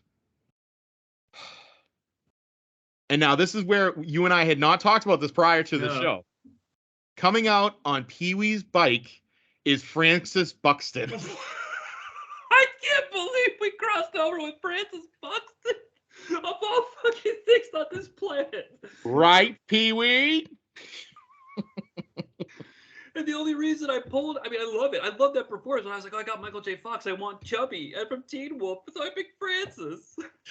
Oh, when you said Francis, I went. That's why I went like this. I was like, holy shit, I'm gonna lose it. That bike with the lion. Yep. Francis. He came out on Pee-wee's bike. Stole Pee-wee's bike, came out. Francis, would you like some gum, Francis? And then, so he stole Pee-wee's bike, and he comes out for 29. I have a theory for why this might have been supplanted in our heads. Keith, you ready for this? Yeah. Who plays the little kid that has the bike in the movie they're making? Oh, it's what's his name? That was in Jason Hervey. Jason Hervey, yes, who's Jason so related to wrestling. Jason Hervey's a friend of mine. I've had a beer with him. Okay. Yeah, he had sex with Missy Hyatt. I didn't have sex with Missy Hyatt. I'm Eric Bischoff. What do you want from me? All right, just hold on. Jason Hervey. What do you want from me? All right. Oh boy. And so Yes, wrestling has ruined our brains. Yes. So Francis enters the Rumble. So of course, number 30 coming in is Pee Wee Herman. Pee Wee Herman runs down to the ring, mostly just to steal his bike, but he gets into the ring. He knocks Francis over the top rope, and then he takes his bike and he rides it back. And he goes back to the outside. So we come down to it. The final four. I didn't have a final four. I had a final three, and very much the same way that the first Rumble ended. This one ends as well. PCO and Brad Pitt, who went for number 3 all the way to the end. So Brad Pitt going almost coast to coast. They get tossed out in kind of a scandalous fashion, of course, because the goddamn octopus was hanging on the goddamn ropes. Dr. Otto Octavius is your winner of your goddamn Royal Rumble. Did you pick? Did you check? Was he your pick from the beginning? Yes, absolutely. The goddamn octopus. Well, the guy he's got 4 extra arms. Of course he's going to win the goddamn Rumble. Well, King, WrestleMania's going to absolutely suck, King. I don't know about this, King. I got freaking Otto Octavius going up against John Wick. I don't know if I like that main event scene. Whoa. You got 8 limbs, bro. I had a pet octopus. I'm going to have to kill each one of them at a time. Oh, my God. Well, folks, I don't know what else to say. We talked about some wrestling, but this was super amazing for me. Super fun. I know we've run a little long. Yeah, just a bit. But here's the thing. I appreciate anyone who loves the references or the nonsense. We're going to continue to do stuff like that. Mm-hmm. You know, maybe I don't know what we're doing next month. Maybe we'll get more wrestling. I don't know, but like, I mean, Francis Buxton can unite us all, is what we've learned through this. Like, no matter where we live, what we like, who we are, in Francis we trust. I can't wait to tell my buddy who he and I love that friggin' movie, and we talk about Francis all the time. I can't wait to tell him that you and I both randomly picked Francis Buxton to be in our Royal Rumble. Like Batman. Like, you picked Batman. I was like, I should probably get Batman in here at some point. And then I was done. I was like, I didn't get Batman in here. Like of all things, like if we would have both picked Batman, I'd be like, oh, okay, that doesn't surprise me. Well, even if we had, I mean, like I picked Otto Octavius, but like even if you didn't even have any superheroes, I don't think, right? No, I thought about doing Wonder Woman for the big, but I did Ray instead. And then you did Serena Williams with the Wonder Woman outfit. Yes, and then I pivoted to Serena with the Wonder Woman outfit. You're absolutely correct. You know, I thought about getting Chevy Chase from Caddyshack in here, but then I replaced him with Axel Foley because we were in Detroit. I like that. That was good. So, but yeah, it was crazy. It was a lot, but it was a lot of fun. And you know, Keith, do you have anything you want to promote? Not really. I mean, anybody. Okay. I mean, just if you want. Not after that. No, I'm so bad with plugs and everything. But I mean, you can always hear me on GFA Live with Petey, and that's going to be we're on SoundCloud, Apple Podcasts, and Spotify. Obviously, I'm all over the North-South connection. I'm all over Place to Be. And on, the new Cronoso show, which is back. I did the new Cronoso, and I think I'm going to be doing the next one. And I think the next one we're going to do is, I think it's going to be, would probably drop by this point, but it'll be WrestleMania 3, I believe. And then and we got to freak out driving. We got to record and figure out. So no, and then just real soon I'm going to be I can say this. I'm going to be dropping my own show, and and from having spoken to the Podfather, as I call him, where I believe it is going to be on. It's either going to be on the North South or it's going to be on the PTV. It's going to be on one of them, the feed. So and it's going to be on the lookout for that. But you'll have to come on and help me out with that. That's going to be a much more of a free form show. Sure. Not like this wasn't. No, yeah. This basically was free form as well. I'm always down to shoot the shit. I am going to shamelessly promote everything here on the North South Connection Podcast Network because I enjoy it. The videos have been great. Hey, Marcus, that's a handsome fellow. All right. You guys need to check out WWE War. All right. I enjoyed that episode quite a bit. If for nothing else, getting to because I've done shows with Jenny and stuff like that, and Yeah. not JT, but I've been listening to him for like 45 years. But I never met Marcus before, and I love seeing everybody like do their thing and what Sure. have you. Like it's just a different feel for it, so it's a lot of fun. But I met this goddamn handsome man, Marcus. If you ever listen to this show, but anywho, everything is worth a listen. And I am going to shamelessly plug the new TNN podcast feed. Yeah. Where I talk about Absolutely. bad movies and a little bit of wrestling. I do a wrestling show each week, a bad movie show each week, and a review of Dawson's Creek each week with different special guests. Sometimes we get, Kevin Nash, or we now, Keith, I did an episode recently, episode 3. Now, my broadcast partner is usually film connoisseur Kevin Nash. Okay, hangs out and he critiques film, and we critique Dawson's Creek. Yes. But he couldn't make episode 3, so he arranged for a very confused but very enthusiastic Force ghost of Dusty Rhodes to come on the show. And he was blown away by what happened in Cape Side. Ooh, daddy. Ooh. Let me tell you something about the Dawson's Creek when it made me more Hey, baby. So, baby. all kinds of nonsense and shenanigans. It's a great time. But I think that is going to end our traverse through the multiverse. And yes, I don't really have any sort of a sign-off or a catchphrase, so I'll leave it with this. Bye. So you thought I was going to say something funny or clever. I did. I thought you were going to say something like, always remember, put cream in your coffee. Something like that. But no, you just buy works. Oh, no, I got an idea. I'll end it with this. My name is Jonnie C, and I send this transmission through all worlds of the multiverse. We are coming. What I've done. Have you seen this meme? This "if it ended in 2007" meme? It's the greatest goddamn thing in the history of our sport, all right? It goes with anything, all right? We are coming. Yes, it's just movie ends. What I've done. You love friggin' what's that guy's name? Peter Cullen. You love Peter Cullen. I thought about having so Optimus got cut from my list. Didn't I just end the show? Optimus got cut from my list, and so did Godzilla, but Barkley survived because I was going to do Godzilla and Barkley square off because they had their square off back in the 90s. That's just terrible. Goddamn lizard man. All right, Keith. Keith. Yes. The goddamn octopus man. That's right. I'm Jonnie C. We'll see you next time. Good night, everybody. Goddamn octopus man. Goddamn.